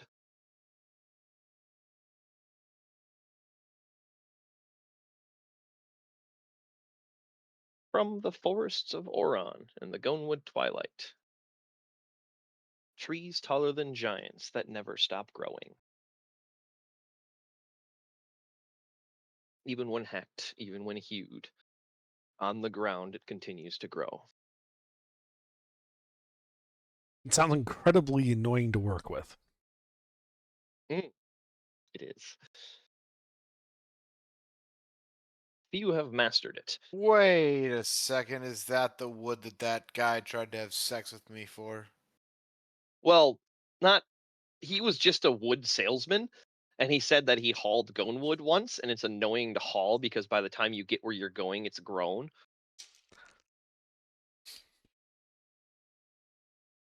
Like loading it and unloading it is a precarious practice. And few actually work with it. The most famous would be the one gunpowder navy in the entire setting, the Valoran Navy. The Valoran are specialized in making ships out of it. So you would assume this is probably a Valoran vessel. And it's strange because, as far as you know, Levi's not Valoran. And you don't know of any non-Valorans owning a gonewood vessel. It is most often used for like Mayflower poles, stuff like that. Things where if it gets longer, it doesn't matter. Yeah. Like that's its specialty outside of Valora.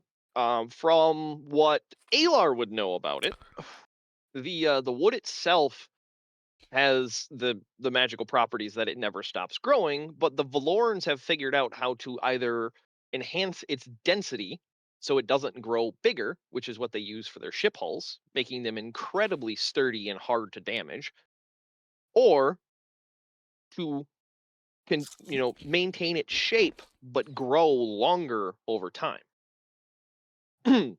Using that particular method requires constant pruning and trimming of it. But considering most of Valora is elves, they've had a long time to master it.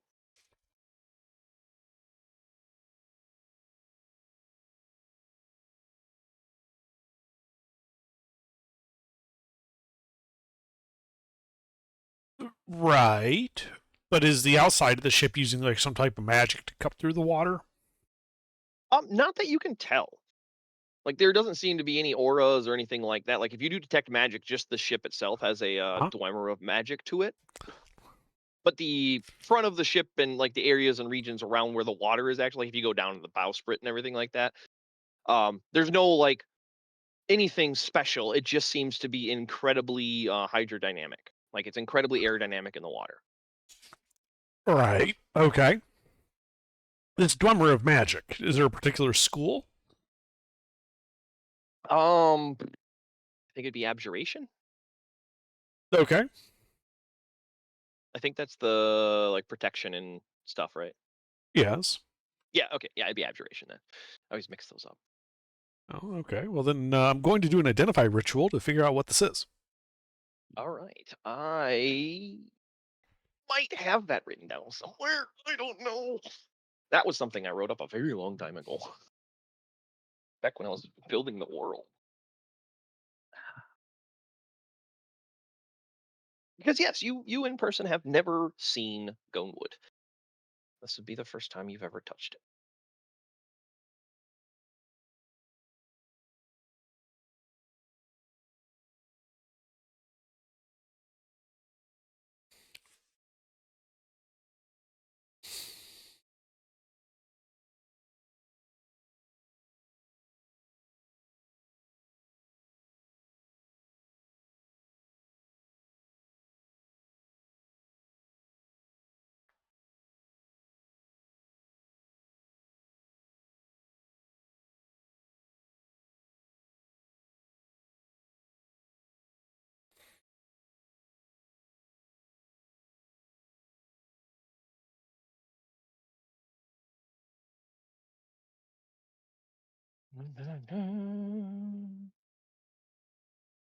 Book,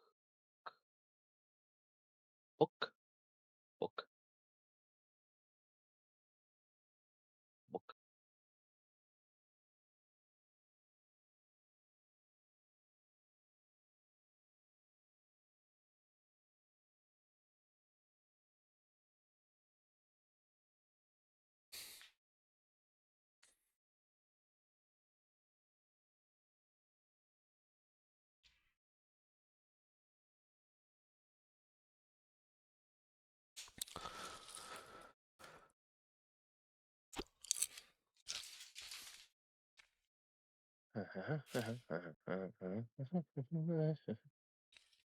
You gotta realize when I search my archive for Gonewood, there's 148 results. Wow. It is a setting defining material.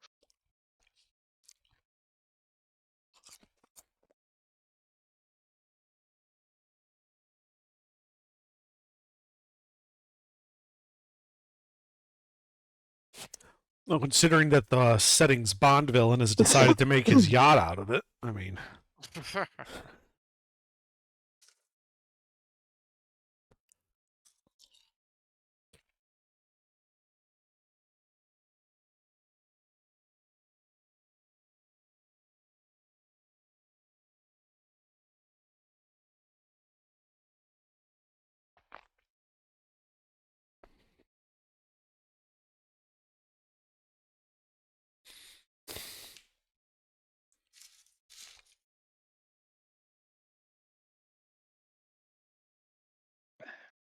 Well, you would have seen Gonewood vessels, as the Valoran Navy is basically the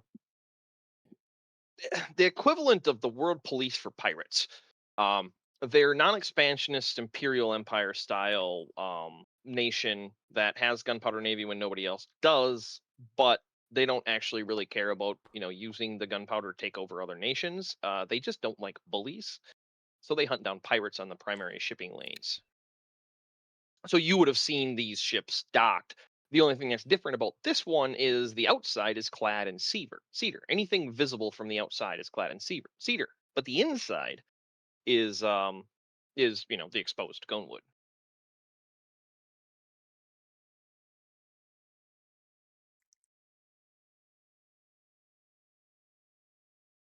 uh-huh.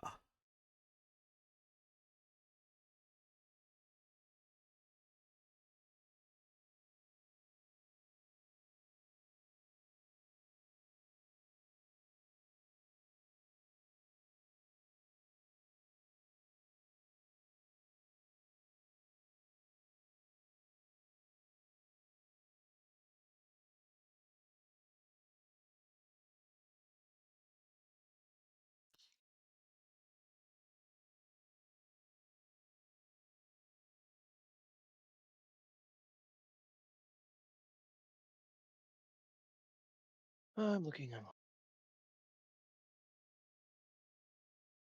Well, that's Vorliths. I have 2 different Union of Valora folders, so that's always good to see. Yeah, it is a union, not an empire. It was originally an empire. Uh,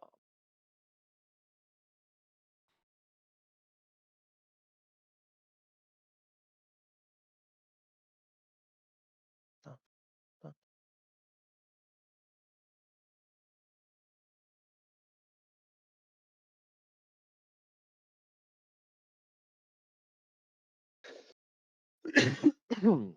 Okay, I'll just ad lib. The wood itself is magical when you identify it. School of abjuration, but or abjuration, sorry. Rubber baby body bumper, rubber baby body bumper, rubber baby body bumper. And there's an enchantment worked through it. But as you're you have detect magic up, you're identifying, you can see it's sort of like woven through it like you would weave a colored thread through fabric to make it pretty. The identify result basically tells you that it's a density binding effect that's taught the living grain to compress, harden, and reinforce itself as it grows instead of getting bigger. The result is a wood that is far denser and stronger than its weight should allow, or than its volume should allow. Sorry, its weight does increase with density, and is resistant to cutting, rot, fire, and is immune to ordinary decay. It does not decay at all. The spell doesn't give you any like the identify doesn't give you any information about the spell itself. It just tells you that there is a spell at work on the wood. Interesting.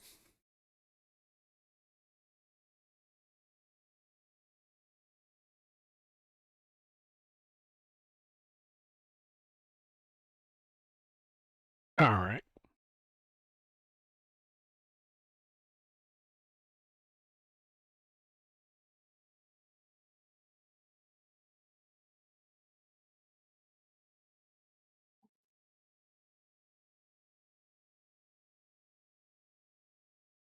Alaric, on the deck, you would notice that the sails are not fully unfurled, as they're the wind is coming from the west. You guys seem to be trying to make a northern path, so it's mostly tacking and half sail and quarter sail. Right, yeah.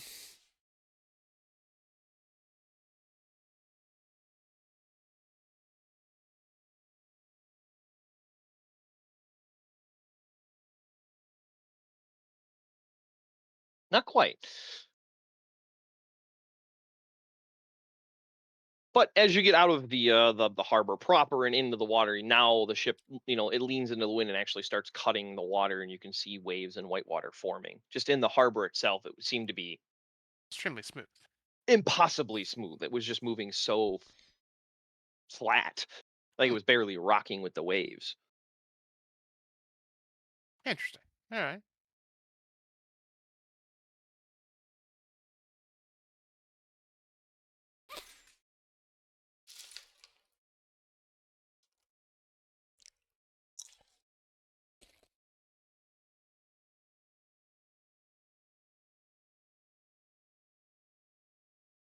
But the night passes.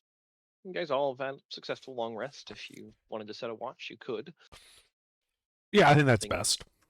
Nothing interesting happens. Nibbles does stay with you, Alar, in your cabin. Okay.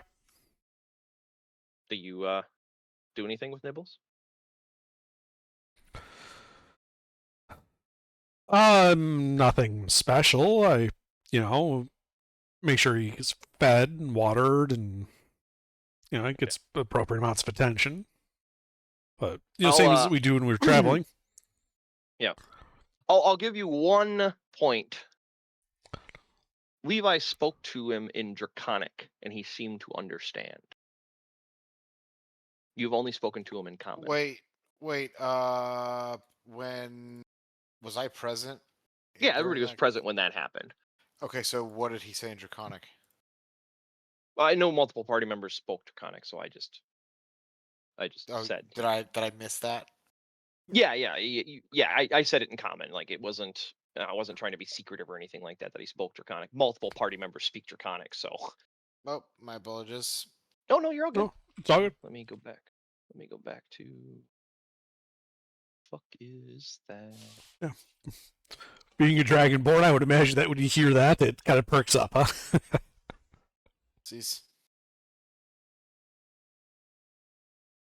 Nibbles was frozen at the bottom of the gangplank, and Alar was kind of gesturing for him to come along, and Levi just turns and says, "Come along, little one. It's safe."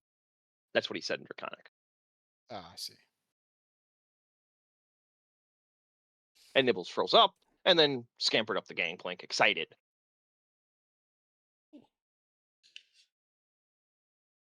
Well, then I would, just talk with Nibbles in Draconic then. All right. What do you say? I didn't know you understood Draconic. He nods enthusiastically.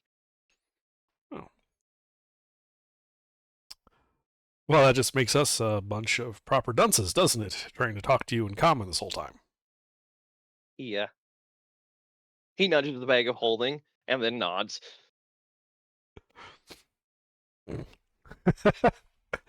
Yeah, I pull up the scale like I usually do. Yeah, here's the scale you like. And when you say like, he kind of tilts his head. And then he, nuzzles at the scale, but he seems to be more like he's nuzzling at your hand.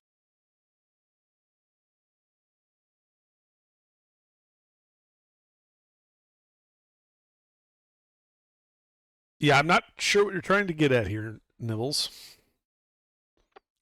And he like basically bullies the scale out of your hands, that your hand is kind of forced to push against his head. Right, yeah. I mean, we've given him scratches before. I give him scratches. Yep. And as you're giving him scratches, he presses hard into them, so your hand goes flat against your head, or his head. And then in your mind, you see a very familiar Chaos Wyvern that you fought, but from the edge of the woods, far away from the fight. You can see the Conlamore Rangers going down and you guys killing the Chaos Wyvern. Mm-hmm.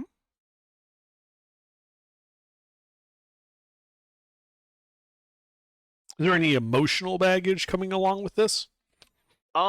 There's like, imagine frosting around the edge that you feel like, not that you're experiencing, but you can sense there is an emotional current with the memory, and it's sadness. Yeah. We killed Nibbles in a previous life. No. Yeah, I just tell Nibbles. Yeah, it was sad. Unfortunately, it attacked us, and that was the nature of things. And he presses against your hand again, and this time it's a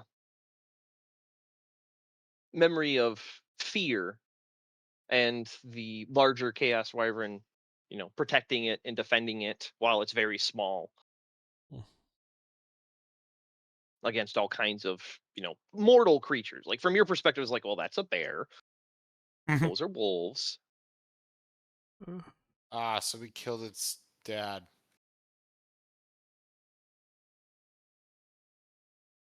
Mother's We killed more likely, Nibbles' but yes. dad?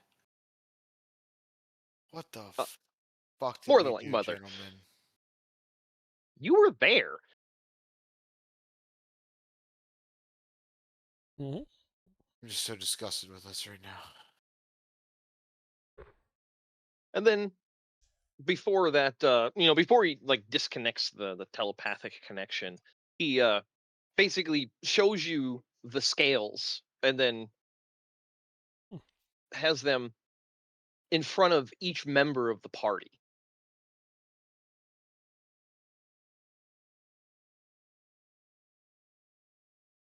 Like they're wearing them? No, like they're floating in front of them. Like at chest height, they're within reach. They're only about a foot away from each person.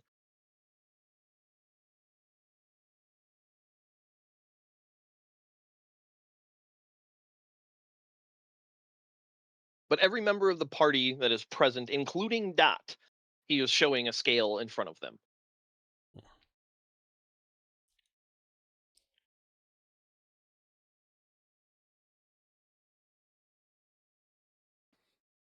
Pretty quiet for a guy who's seen some wild shit right now. Telepathic communication ain't exactly direct. hmm Are you? This is me talking to Nibbles and Draconic. Are you? Mhm. Are you saying that they're protecting us? He hops, and then he slams his head against your hand again. I mean, my hand hasn't left his head. I don't know what he's.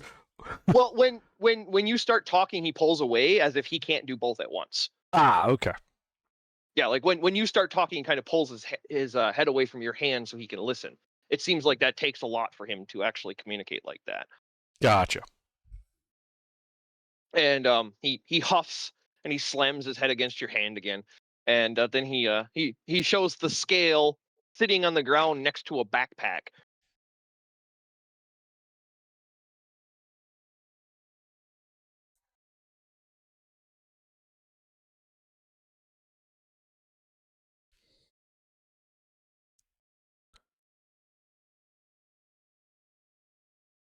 And then he shows the bag of holding, and it's with angry emotion. Ah.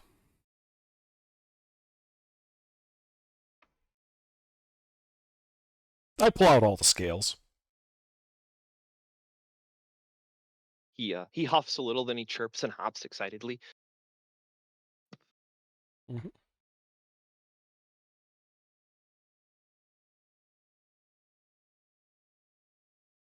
And then he nuzzles up against your hand again. This time he's not slamming. He doesn't seem like he's upset with this. And he shows the scales in front of each party member again. Yeah, we'll go and distribute them to the party members.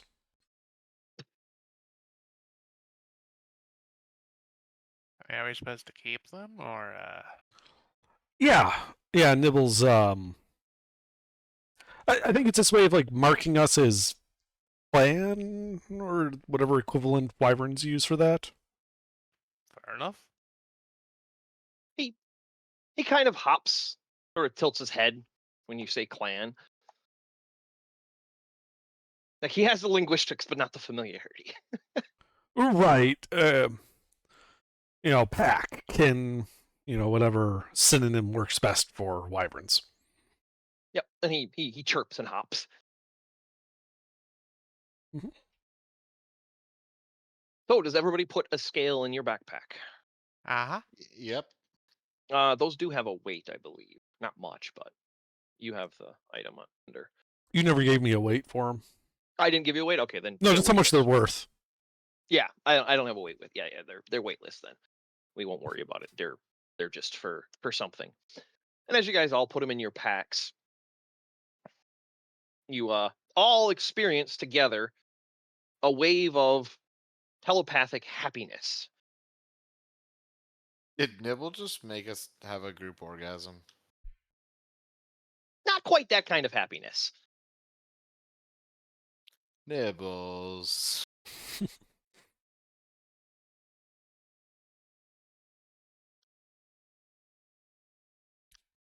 Nibbles found the remote for the underwear.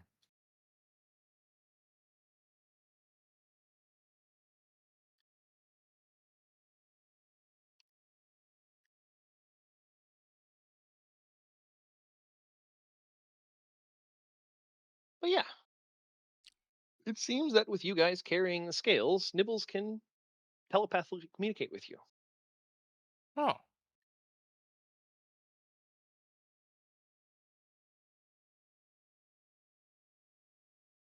It does appear to only be emotions, but Still better than nothing. Yeah.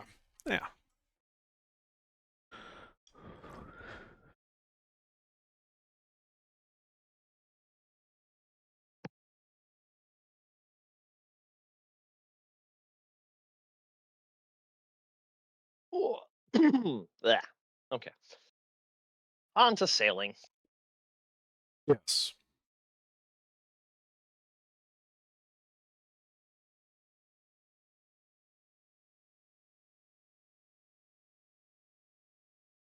One thing of note, and you guys would have noticed this right away.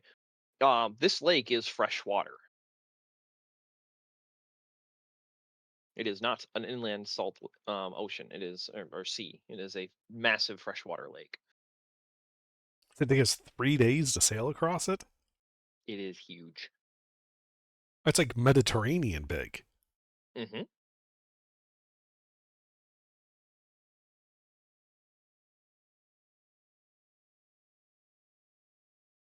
Okay.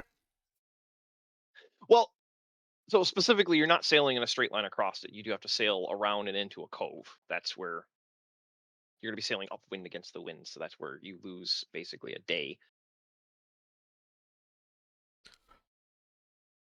It's a fast ship, but even into the wind, it's still not. It doesn't have an engine. Right, but even sailing ships can go pretty far in a day. Hmm.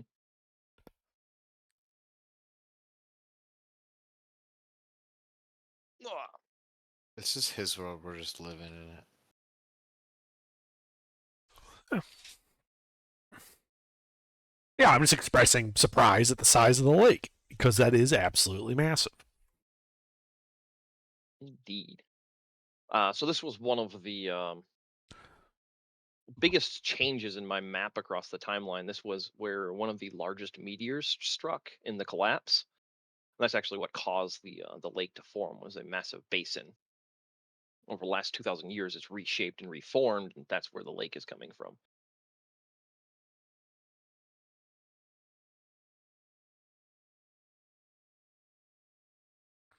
On the second day, the lake stretches on, blue-gray beneath the sun.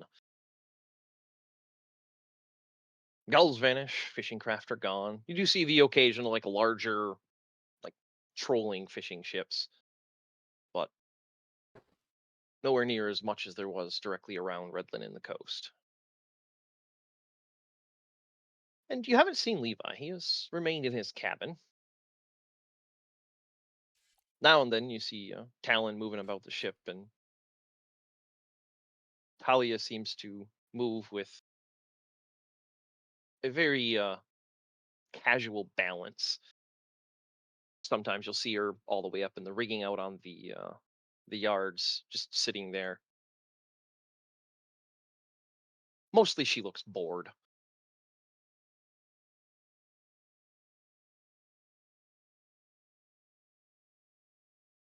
By the third day, you can see the post coming up. At the Well, I end of mean, the if she's day- bored, I wouldn't engage her in conversation, at least.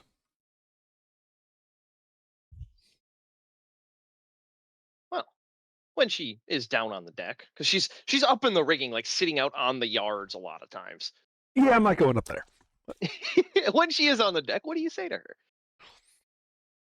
She's a human girl, her mid to late 20s, brown hair, green eyes. So you followed us Uh, the whole time, eh? Nice one. Yep. Why didn't you ever just, approach us and just ask to join? Well, that would have changed how you guys behaved. That wasn't the point. Levi wanted to assess you. It's hard to assess somebody when they think they're being watched.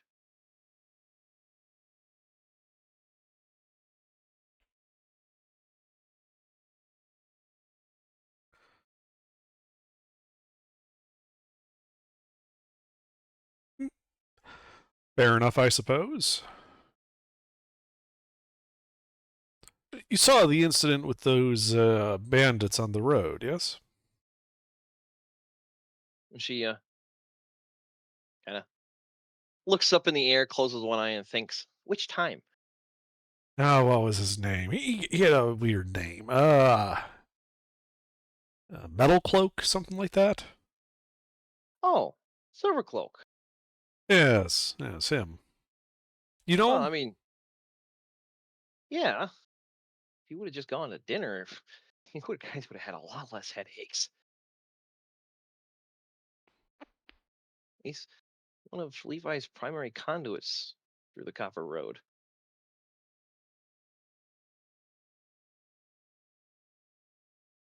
Conduit for what? Moving things.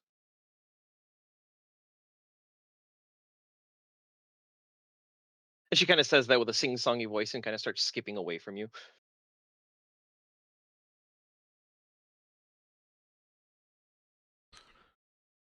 So you were able to follow us through the woods? Well, yeah, I know how to get to Silvercloak's camp. And she kind of opens her jacket, and you can see there's a silver feathered whistle inside of it.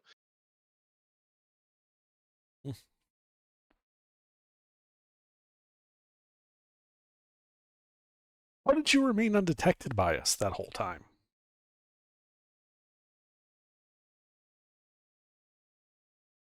She smiles. Craft secret. Wouldn't be very good at being sneaky if everybody knew how I was sneaky. If you're sneaky depends on everyone not knowing, it's a rather severe weakness, don't you think? Well, you didn't see me. I wasn't looking. You looked a couple of times.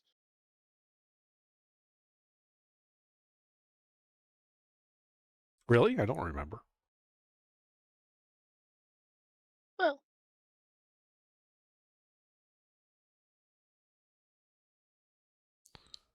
some of you did. Nobody's seen me.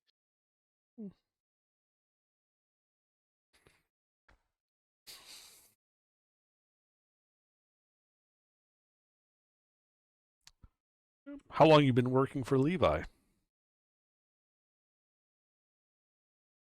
She squints one eye and looks up at the sky again.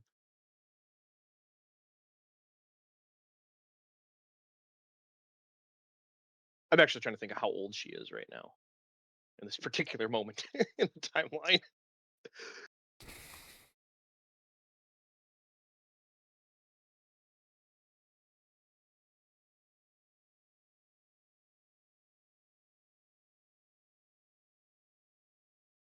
Mm, 7 years come spring. I see.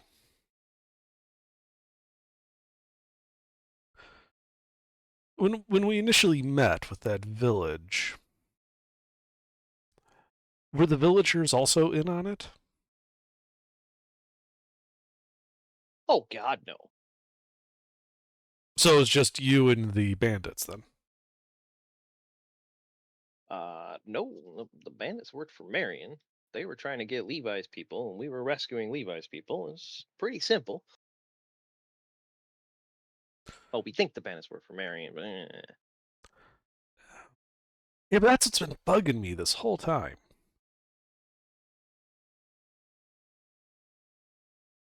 The What's that? timeline doesn't match up.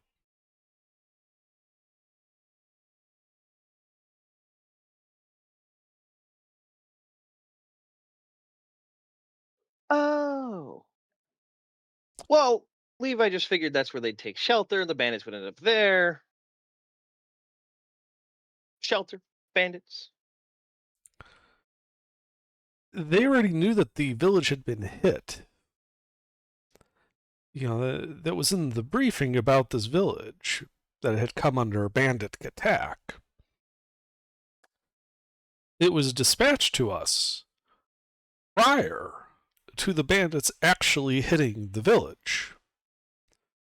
The only way Levi could have made that dispatch would be if he had also sent the bandits to attack. Or he moved a piece on the board because he's seen somebody else move a piece on the board, made an assumption, and happened to be right. He does that a lot.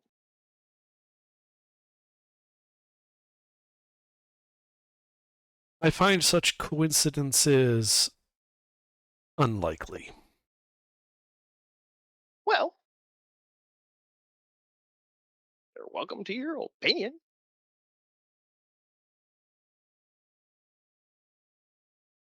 Uh, Levi always seems to know before everybody else.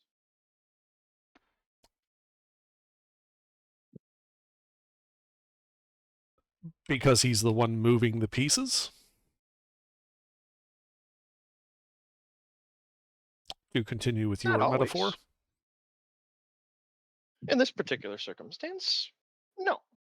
You seem dedicated to the assumption that Levi sent the bandits and also sent you. Levi did not send the bandits. He knew the bandits were in the area. They were looking for his friends. His friends were trying to retrieve something. And he assumed they would take shelter in Ardenshire because Ardenshire was the only place that they could go to for retreat. He assumed the bandits would follow and sent you in hopes that you would get there before they found them.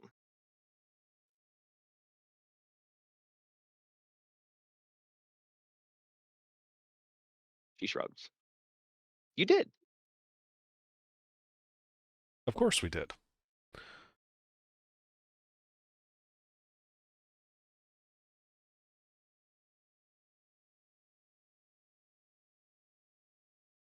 And I it's mean- not that I'm married to that proposition that he sent both the bandits and us in some weird test of one or the other or both. It's just the most likely cause, because the other cause would be even more outlandish. Well, do tell. He had knowledge of the future and sent us to alter it.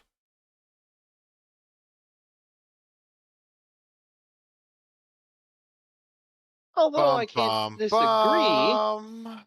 he does sometimes seem to have that foresight. I have seen him fail more times than he succeeds. He's just really good at hiding his failures. Well, that makes him a professional, at least.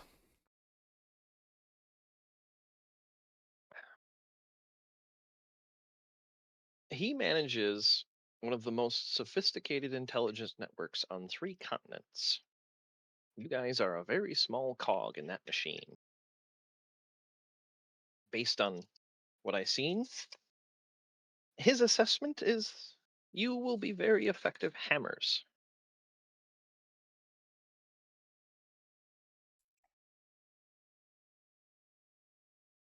Not many people are willing to step into violence, as it is typically a short-lived career.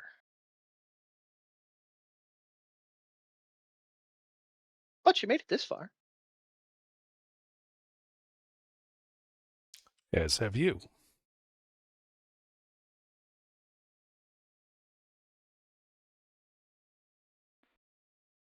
Levi's taught me a lot. Keeps me ahead.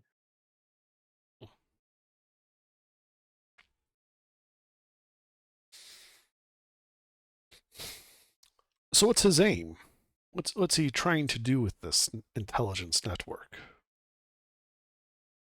Well, for the most part,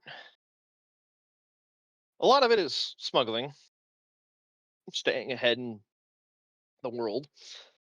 And the other side is he is really opposed to slavery and does everything in his power to prevent it. And when it's not possible to prevent, he undoes it. One of the biggest things that moves through his network is people, refugees. Individuals who have lost. She has slowed down her speech and gotten more solemn as she says this. Who have lost everything and have nowhere. And he gives them something to look forward to.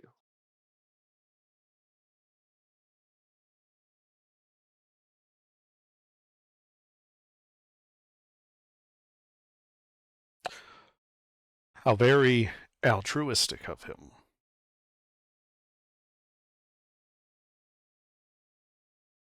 He's not a good guy, but he's not a bad guy. But he is amassing all of this power, and I begs the question, what does he intend to do with it? What is his goals? His, what, is he seeking to reshape the world in his image? No. He's not much for politics. He uses politics.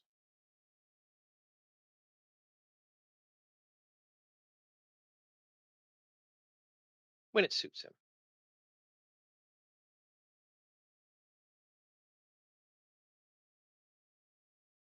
Well, you've worked with him for 7 years, you've said. Why does he do what he does? To be honest, I never asked. He gives me work. Keeps me busy. Sometimes I have to do boring things like follow new crews around and see what they're capable of. And other than that,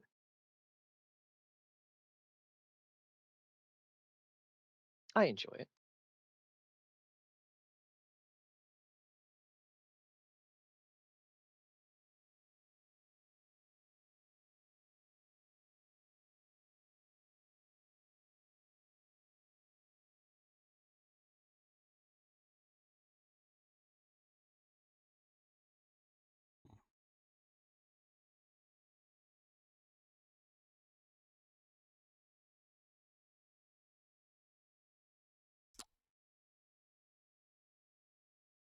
Something is fishy. Have you ever seen anyone leave Levi service?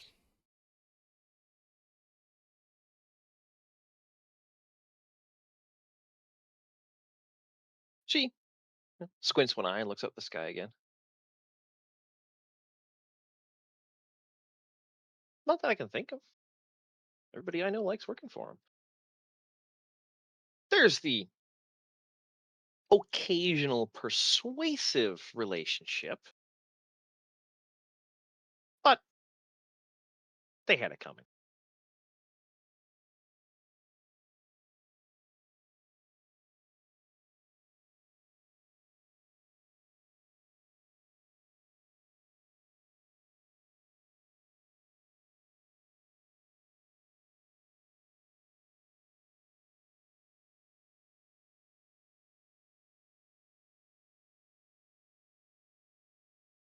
You kind of been walking around the deck. Have you been having this conversation? And you've found yourself at the bowsprit, kind of just looking over the front of the ship.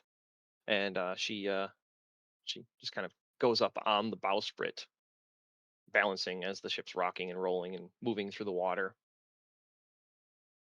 Any more questions?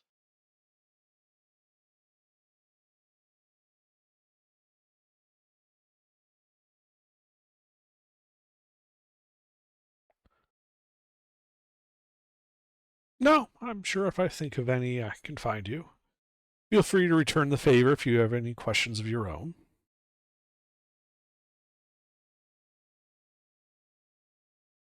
Well, I'm not much for magic or religion. I just like stealing stuff. And she smiles and she pulls out a dagger and starts throwing it up in the air, high, like several feet over her head, and catching it by the handle. Just unbelievably calm and casual as she's standing on the bowsprit. Okay.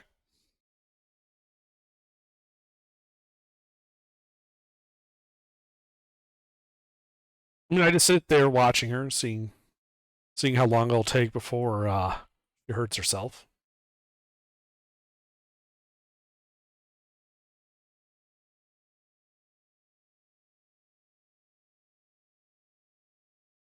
She does this for about 15 minutes.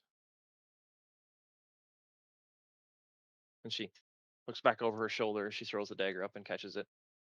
Oh, you're still there. Yeah. Well, unfortunately, the boat is rather small, and I've nowhere else to be. Watching you throw the dagger is good as anything else. Well, we'll be at the Summer Palace soon.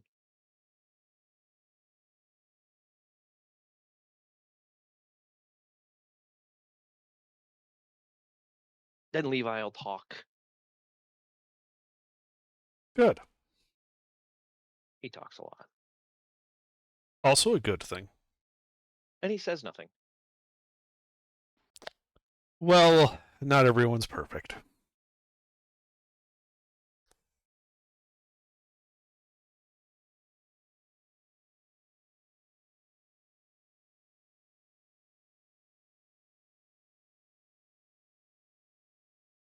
Then she turns and faces you. She sheathes the dagger in her back. You're not quite sure where it went. It just disappeared. And she somersaults over you, lands on the deck, says, "I'm gonna get my stuff. First one at the end of the pier is a rotten egg," and she just runs down below deck.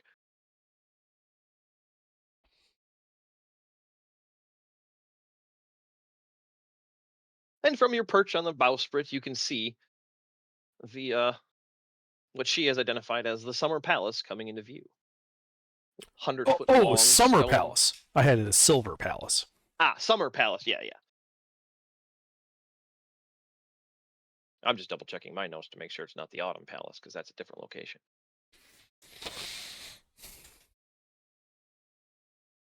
Da, da, da, da.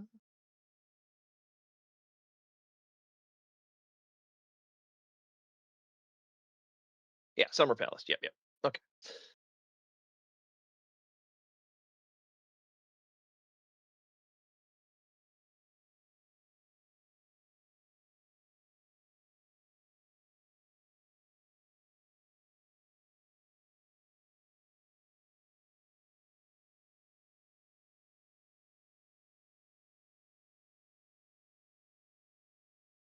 Oh no, you're fine, Cece. You never have to apologize. Take cares, bye byes. Have a good night. Take care. But sorry, the Summer Palace comes into view. It's a 100-foot long stone quay on the shore with a 70-foot pier sticking out of the middle of it. The ship comes in easy. Seems to be a well-practiced maneuver as Georgina is calling out commands and orders, and the crew is responding with precision. Ahead of you, past the stone quay, you can see looks to be a rather large garden. On the east side of the pier appears to be a rather large warehouse, and beyond that appears to be a rather large house. A villa with multiple buildings and about a 6-foot stone wall all the way around the outside of it.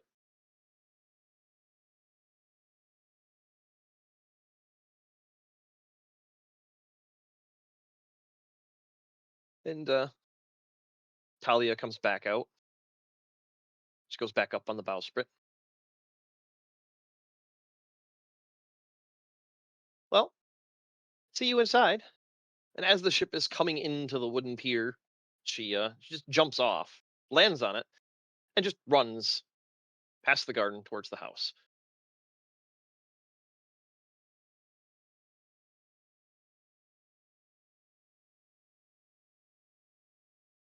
I see.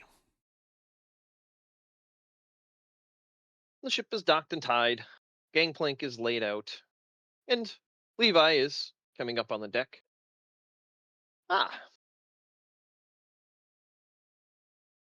Welcome to one of my estates.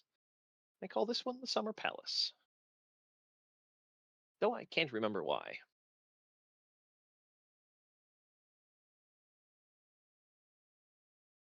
And in his hand, he does have the magic stone.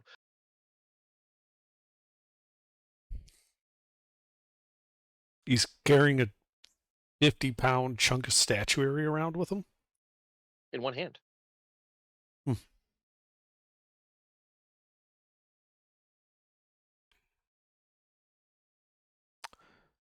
Well, it certainly looks welcoming.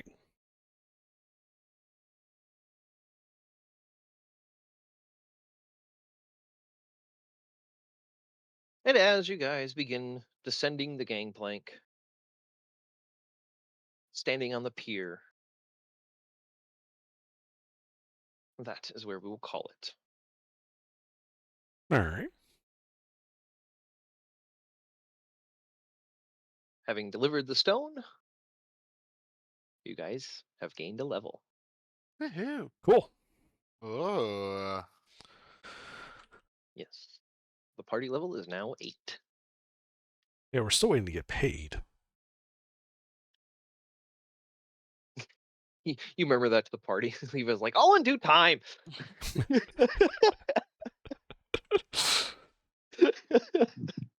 there's like a thing where they're like, when you're interviewing for new jobs, it says, "Hey, I know you just went to college for 4 years, but we need 10 years of experience."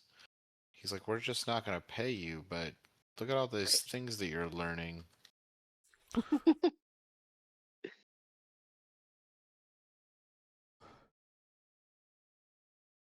Yeah, about that. All right. Isn't it exciting things that you're learning?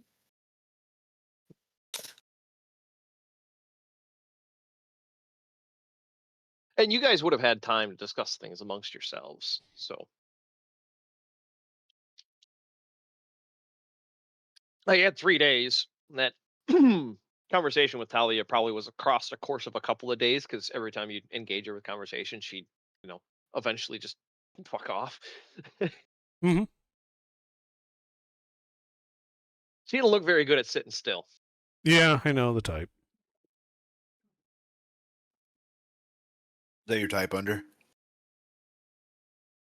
No, but I know several people who operate that way. I don't know what you're talking about.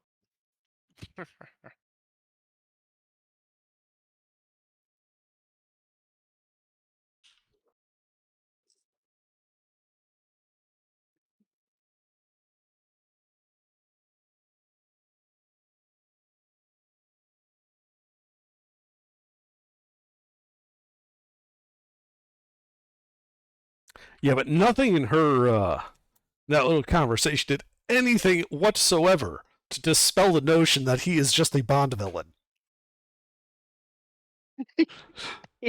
he does exude the type, doesn't he? Yes, he's got a giant yacht on a lake made by a crater that has a mysterious origin that he has a palace on. The largest intelligence network on 3 continents. Which is all of the continents, by the way. There are only 3 continents. Right. I mean, I have expected to turn around and see him petting a fuzzy white cat. You know, He did you pet Nibbles a asked a couple of lot times. of questions over there. Now, hold on. That is my nature as an academic. Now, the true question is, when is he going to do a drive-by on one of us? Well, I think that already happened. Hmm. The bunnies. Well, The bunnies. it wasn't really a ranged drive-by, though. But I mean, that is fair. Wait, the dire rabbits? Yes, I'm blaming him for those. My fucking impromptu session so Gilbert could play.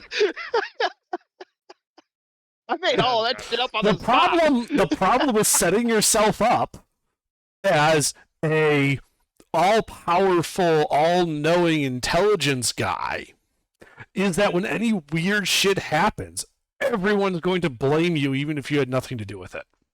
And you can't disprove it. Because at that point, you're just showing that it was supposed to be a secret.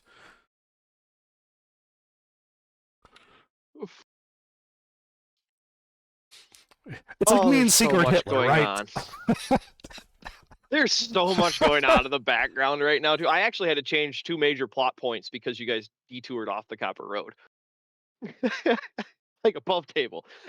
I'm kicking myself for that whole side detour that I set up with the slave shit. I was like, oh, well, I can work that back in, but I can't work that back in, and I definitely can't work that back in. I mean, But you that's could the always story. work That's the things world. back in. Yeah, some of them. With that attitude, maybe not.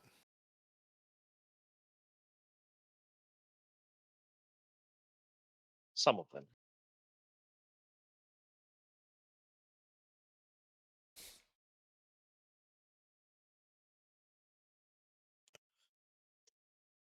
All right, and message so everybody knows they're level 8.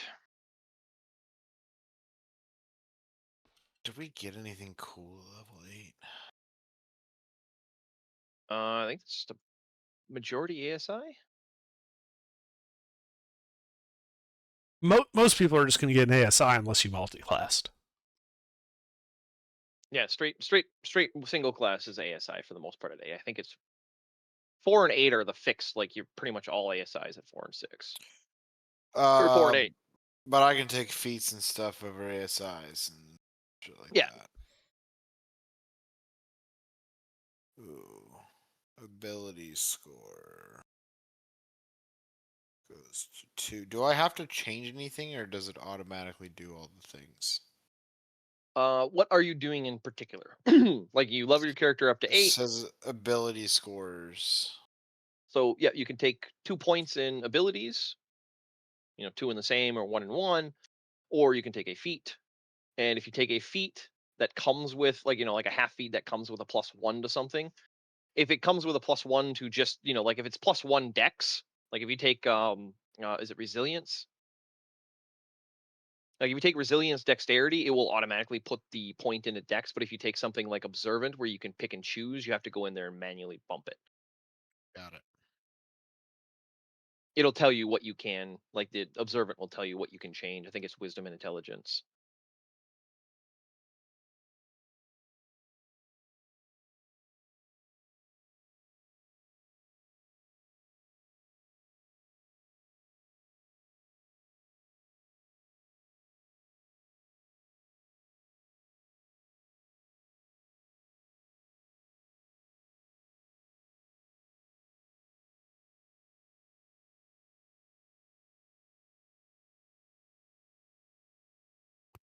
Say we made a level?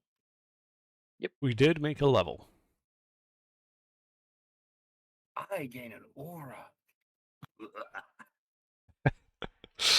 That's good. What's your paladin again? Huh? What paladin are you? Conquest? Oh yeah, conquest. Right.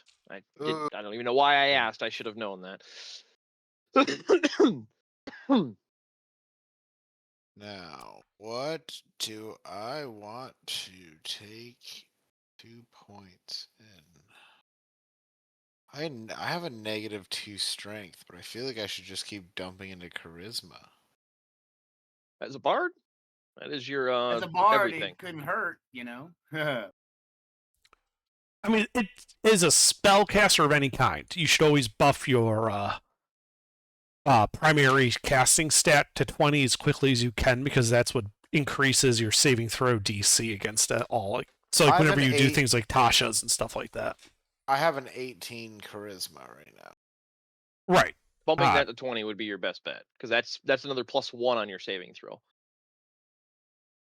On the saving throw other people have to make, so instead of them having to hit a 15, they then have to hit a 16, which is especially as that number gets larger, each larger number is actually progressively better than lower numbers, if that makes sense. Got it. That is, going from 15 to 16 is worth more than going 14 to 15. I just did it in level bonus, but it didn't work. Didn't apply it. Fuck. When you bumped it up in level bonus, did it move the new total up to 20? No. Then you did something wrong. I was gonna say, yeah, you broke something. Let's touch on it. Let's put it in. Yeah, I don't get an ASI because I have multi-class. I have fighter levels. What the fuck? It's not updating at all.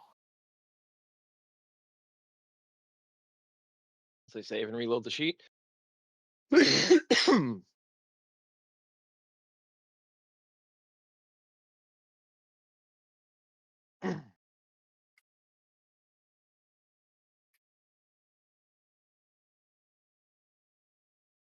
right, I think I'm out. All right. a good one, Have a mister. good night. Have a good night. Later, y'all.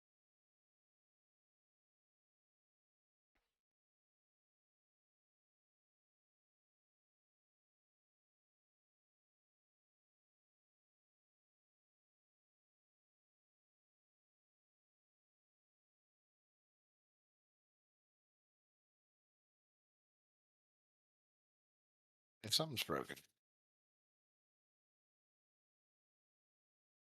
But it's alright. I'll take care of it.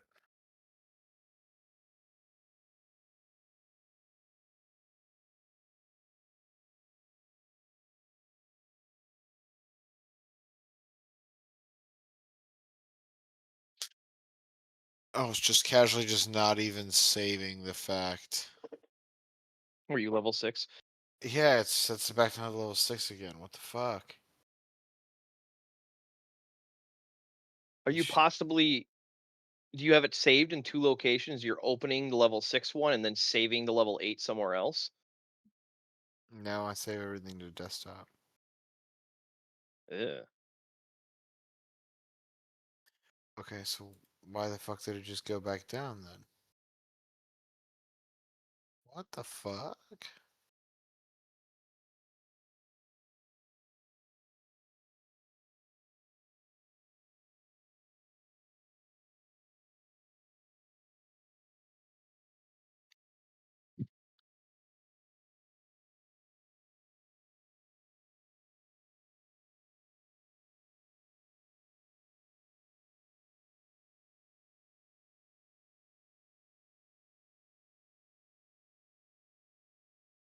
You know what's really crazy? I have played this entire session with the lucky feat and have yet to use it. Well, and you're lucky. I don't think I've gotten a 1 yet. You did get a 20. And as you guys are level 8, your inspiration has gone away. You will have to re-earn that.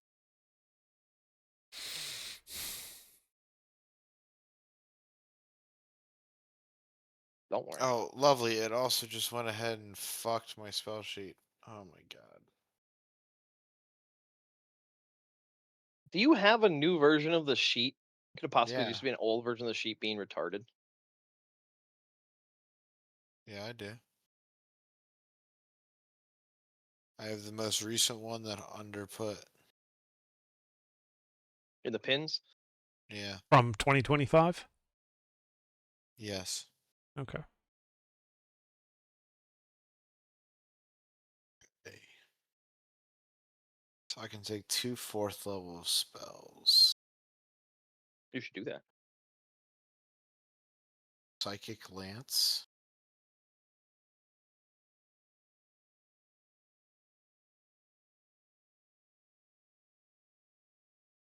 Greater invisibility is the one that you could make it a bunch of people invisible, right? Greater invisibility is not mass invisibility. It's still single target, but that invisibility is not broken when you attack or cast other spells. So you can attack and still be invisible. Oh, I can attack invisible. I'm definitely taking that. Greater invisibility is a good spell. Like, wait, if I'm a spellcaster with greater invisibility and I cast another spell, I lose it anyway, right? Only if it's concentration, because greater invisibility is a concentration spell. So as long as you don't cast another concentration spell, no, you stay invisible even if you cast other magics. Let's see.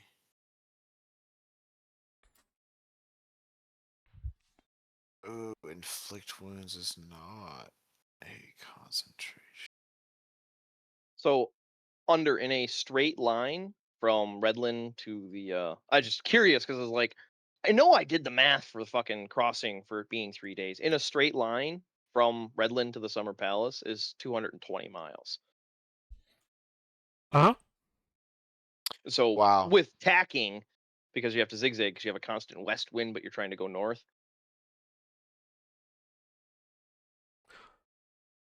Yeah, like I said, it's like the size of the med.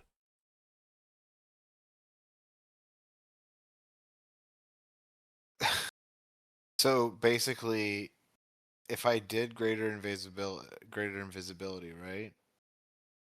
My 2 attack spells that are non-concentration are friggin' Eldritch Blast and Inflict Wounds. So I could literally just zip around a room and start hitting pot shots.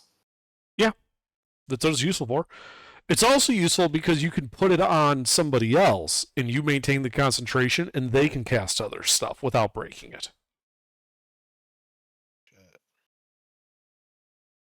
Yeah, it's a good tag team spell. Yeah, it's. I think that's the winner. Alar has the broken orb. Yeah. So now the second question is, what is my second 4th level spell?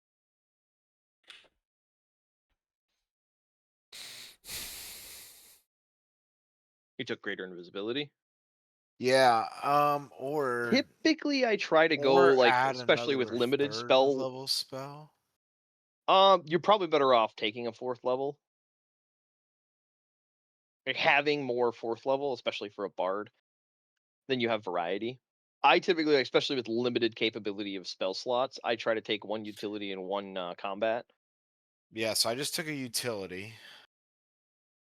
But also my choices are Charm Monster, Compulsion, Confusion, Dimension Door, Freedom of Movement, Hallucinatory Terrain, Low Creature, Polymorph, and Psychic Lance. So Psychic Lance is a decent spell. It's single target, but it does a decent amount of damage. I'm gonna head off, guys. You have a good one. Yeah, have a Thanks for good night, getting Sent. involved. Have a good night, Thanks. Sent. And I mean that's what I took the first time I hit 4th level slots was Raltham's Psychic Lance. Yeah. Also, it targets intelligence saves, which are generally the least common one monsters and stuff are going to have. For sure. It also incapacitates them for a turn, so they can't like do anything on their turn. And Yeah. it's one of the few that does not have material or somatic. It is just a verbal. Ah, I see. Yeah, that makes it Um, not as useful as being just somatic, though. So Yeah. what can you guys tell me about hallucinatory terrain?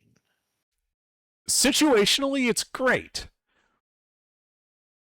The problem, though, is it involves essentially, if we're not going to be involved in large-scale land battles or trying to hide like an entire village or fort or something, it is very niche. It like most illusion spells, it comes down to how creative you are, how permissive the DM is going to be, and the situations that may or may not show up that allow you to use it.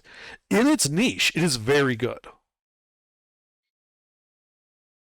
I got it. And I have used it before when I made an illusionist up in Icewind Dale. Got it. And confusion, I can basically make people attack their own people, right? Well, it usually causes basically random actions. It might attack. It could attack like a random person in melee with them. They could do nothing. They could get their normal turn. It's decent. But the fact that it's random also means that it's not guaranteed to knock them out. Do you have access as a bard to banishment? Not yet. Okay. Well, it's 4th level spell. That's what I was asking. Yeah, Oh. I've got 5e tools up right now. I'm bard in 4th. He's got backlash, charm monster, compulsion, confusion, dimension door. What's FRHOF? Freedom of movement. Forgotten Realms Hero of Faerun. I don't think we'd use that. Probably not. That sounds like a third-party thing. Yeah. I don't have that on here.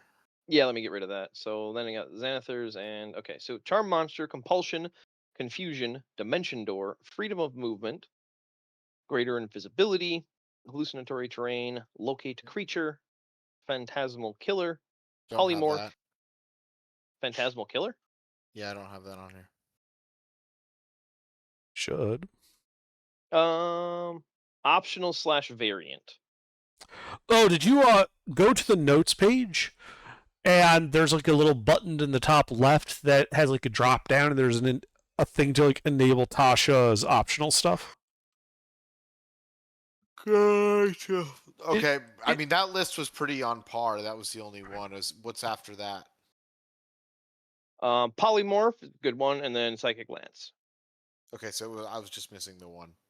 Yeah, phantasmal killer. And frankly, I don't like Phantasmal Killer. I'm not a fan of it. I don't think it's that great Yeah. of a spell. Yeah, I'm Whiz kind save, frighten for duration, 40-10 psychic damage. I mean, it's 40-10 on each turn, but that's still niche against a whiz save. And yeah, it's a save or suck. Once they save, they're no longer taking damage. Right, and actually, Wisdom is not a great save to target for that. Wisdom and Con are like Wisdom, Con, and Dex are your 3 most common saves. Monsters tend to do decently on Dex and Con. Humanoid opponents tend to have a decent Wisdom because the people who write this stuff have a tendency to realize most of our stuff targets Wisdom. Yeah. Okay. Otherwise, you end up with stuff like one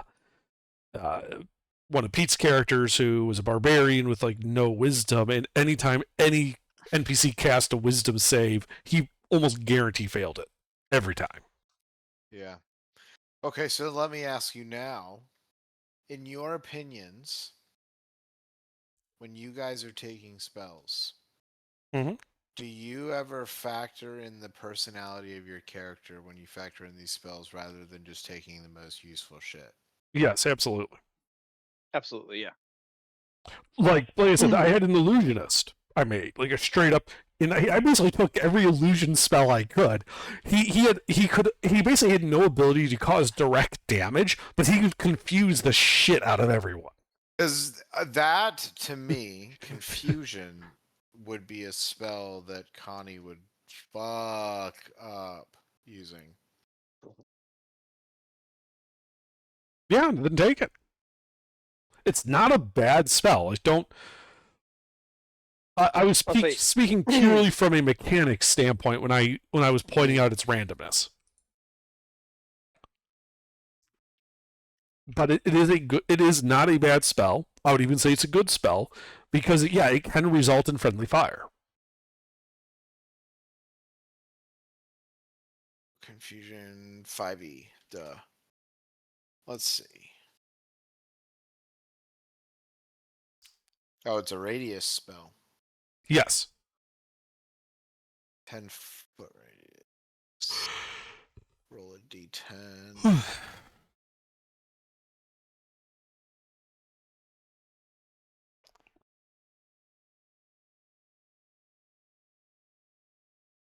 Alright. Psychic Lance.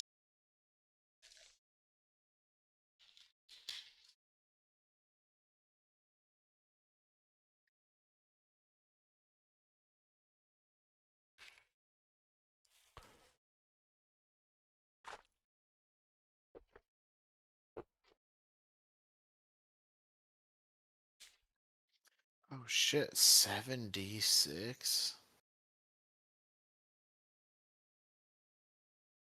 Yes, like I said, it's a good spell. There's a reason I took it early. On a failed save.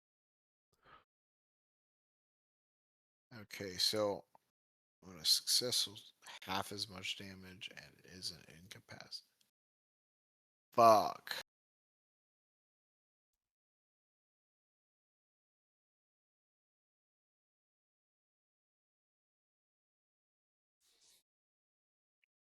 I mean, you kind of gotta take it, right? No. You don't have to. As a bard, I would, because bards typically don't get a lot of direct they don't get a lot of direct damage spells as a bard. So I would tend to take it on a bard. I took it on my character because it targets intelligence. And my character is that very nerdy professor type. Yeah, I'm just thinking of all the hilarious ways that I could use confusion. But the problem is we don't do nearly as much combat as So that was intentional. As the campaign is picking up now, as you're actually entering into the Act 1 proper, that everything that you just went through was basically world familiarity, world building, things like that. There's a reason that I wasn't spending as much time in combat. We are going to be progressing more into an actual combat focused campaign. There's still going to be intrigue, but you will have more combat sessions. I just want to let you know.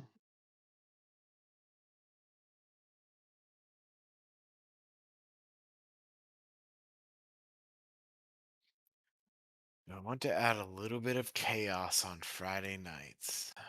That is the real question. So that would be Go confusion. for it. It'll be confusion. Yeah, I'm just debating about the feat or something to take.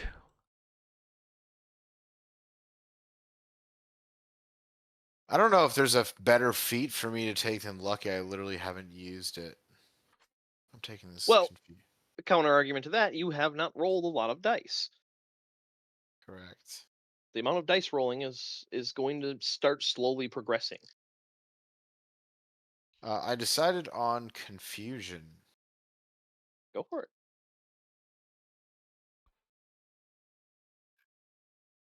I think that would be very fun.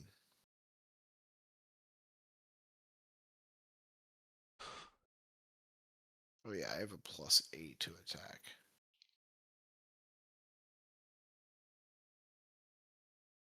I'm hitting everything. Holy shit.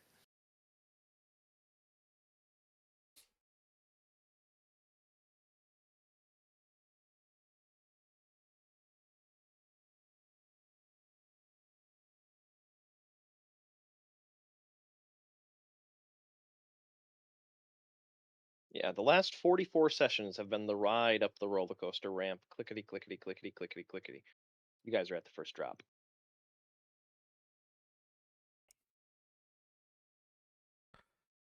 Well, if he doesn't pay us, we will be dropping some people. No. Yeah.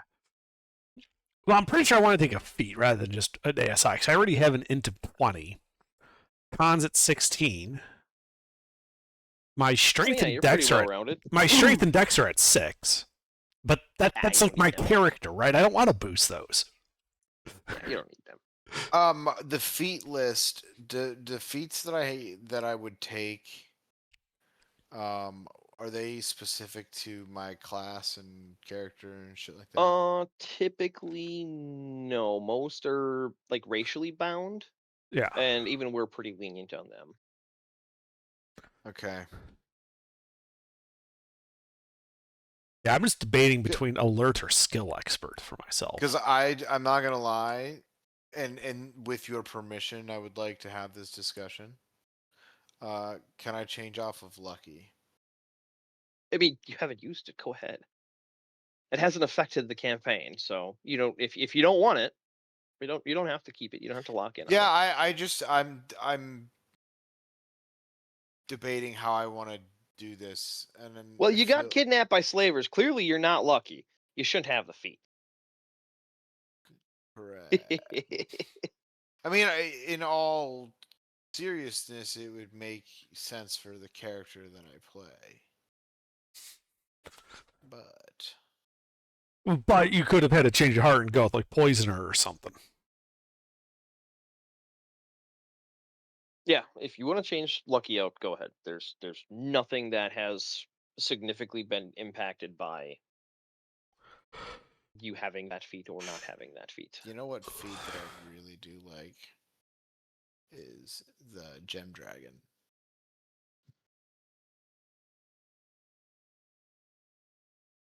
Where they just hit you and then they proceed to explode and get launched backwards.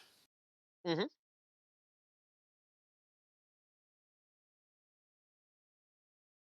That's a good one.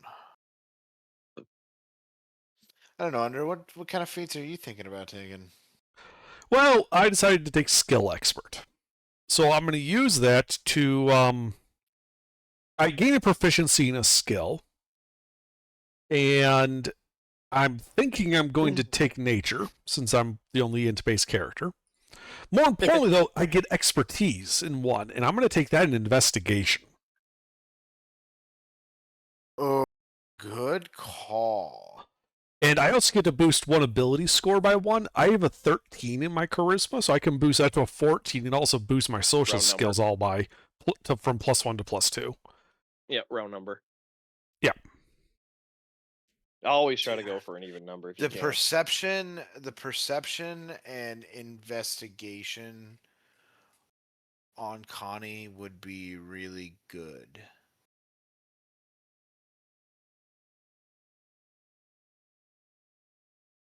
And that would be the feat that I would take if I wanted to do that. Skill expert. Yes. So skill So- expert, I mean, if there's like one skill you want to really boost up, it's useful for that. If So you're I trying have to go this- for broad skills, like you want to be proficient in many skills, you would want the skilled feat, because that just gives you straight up 3 proficiencies. You don't get expertise in them, but you do get proficiencies in them. Because I basically, my investigation is 0 and my perception is 0. Yeah, so if you took skilled, you'd be able to bump your perception and your investigation, putting your proficiency onto them. I think 8 is a proficiency change, isn't it? Huh? Is 8 a proficiency change or no? No. I have a I +3 always forget where they proficiency are. bonus. I always Sorry, forget what was where that, they are. Connie? I have a +3 proficiency bonus. Right, yeah, that's just based on your character level. Starts at +2 at level So- 1. So by level basically, 8 it we're at wouldn't change the 0. It would just allow me to. Oh, you're roll. already proficient in perception? I'm not. Oh yeah, Right, it would so- give you a +3. It would add your proficiency bonus to it if you become proficient using a feat. So it would take it from the 0 to actual +3. So the actual score itself would not change. It would just allow me to use my proficiency bonus. Right, so your wisdom score would be unchanged, but your perception skill would then be +3. Yeah, so like on your sheet, do you have anything like what are your actual proficiencies? Your class proficiencies? Like what do you have picked right now? Persuasion, performance. Okay. So look at insight, persuasion. No, just all I deception. need was you have Okay. deception. Okay, Mhm. then Deception, persuasion, performance are all +8s. okay, then okay. So look at intimidation. Do you see the number next to intimidation? Yes. Now look at the number for deception or one of the ones that has the dot checked. Yeah. Intimidation is also a charisma skill. But since you don't have proficiency, you just have your charisma modifier on it, so it's a +4 or +5 depending on what you did. But the Gotcha. ones that have the proficiency, it has a +3 modifier to them. That's what that dot does.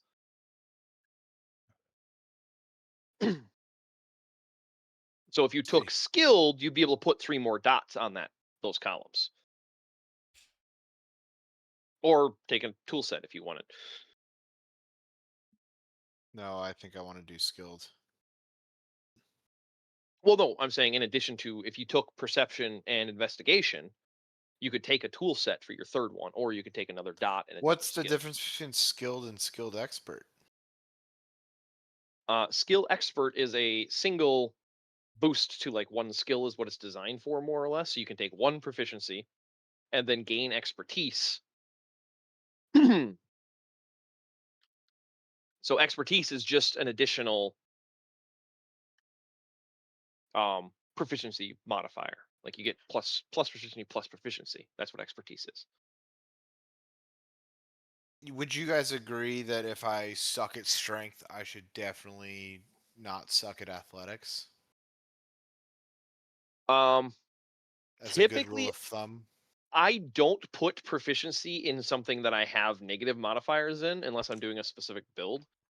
Like if my character's not strong, I'm not going to bother taking athletics because I'm wasting a proficiency that could be used to boost something that's already a big number and make the number bigger. Bringing strength up to +1, it's niche and useful in certain circumstances, but you're better off pushing something else that you're actually good at higher.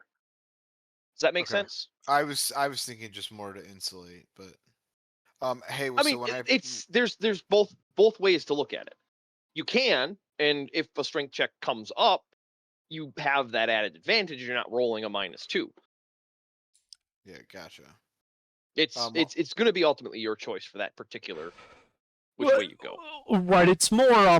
Do you want to specialize deeply into one type of thing, or do you want to Yeah. go broad to make sure you have nothing that's really terrible? Personally, I tend to go for specialists, Yeah, I'm the same. got it. but that's just because of how I tend to play my characters. I like being able to lean into that archetype. Makes it easier to And then- roleplay, in my And then opinion. also we have to consider for him specifically, Bard has Jack of all trades, so that's another little benefit to you. Yes, it Yeah. does, and that's why I have the extra things. So when I press the dots next to the things, it doesn't give me a +3. It gives me like a +5. Or if I press them just like once, it gives me like a +3. So only the left bubble should be filled in for proficient. The reason it's only going up by +2 is because you have Jack of all trades. Jack of all trades gives Oh, you yeah. a modifier to anything that you're not proficient in, so your numbers are going to be slightly different than what we've been communicating. Jack of all trades adds, I think it's like what, half your proficiency. Yes. Yeah, I forgot about that. I don't make bards So- enough. I just remembered when we were talking about it. I was like, oh yeah, that's right. He's a bard. He has Jack of all trades. Fuck. Everything we've said has made no sense So to him because the 5 numbers is don't right. match. No, so it only says +2, but I should get a +3 because my proficiency No, bonus is okay. a +3. So you have What's no your dot- wisdom score? My wisdom Let's start score from is there. 8. Okay, so that's a -1 modifier to wisdom. So perception, with that before your class, before anything, is a -1. Now your class, because you're a bard, adds half your proficiency to anything you're not proficient in. So that would add a +1 to it when you're not proficient. So it becomes a 0. Got it. I see. When you become proficient in it, it's not adding 3 to that 0, it's adding 3 to the To -1 the base. -1. Got it. That's what we were missing. Jack of all trades. Sneaky little bastard. Well, it's also the sheet is automating it because it's nice and helpful like that. But unfortunately, if you don't already know what it's doing, yeah, it can create some confusion like that. We actually had that same exact issue with Dylan when Dylan was first playing. We couldn't figure out what the hell was going on, and then we finally, like 2 sessions later, realized he was a bard and had Jack of all trades because we don't fucking think about that stupid little thing. Yeah, dude, I forget so much. Like, I'm not good at playing bards. Like, druids are my shit. I love druids. I'm not great at playing bards, and there's so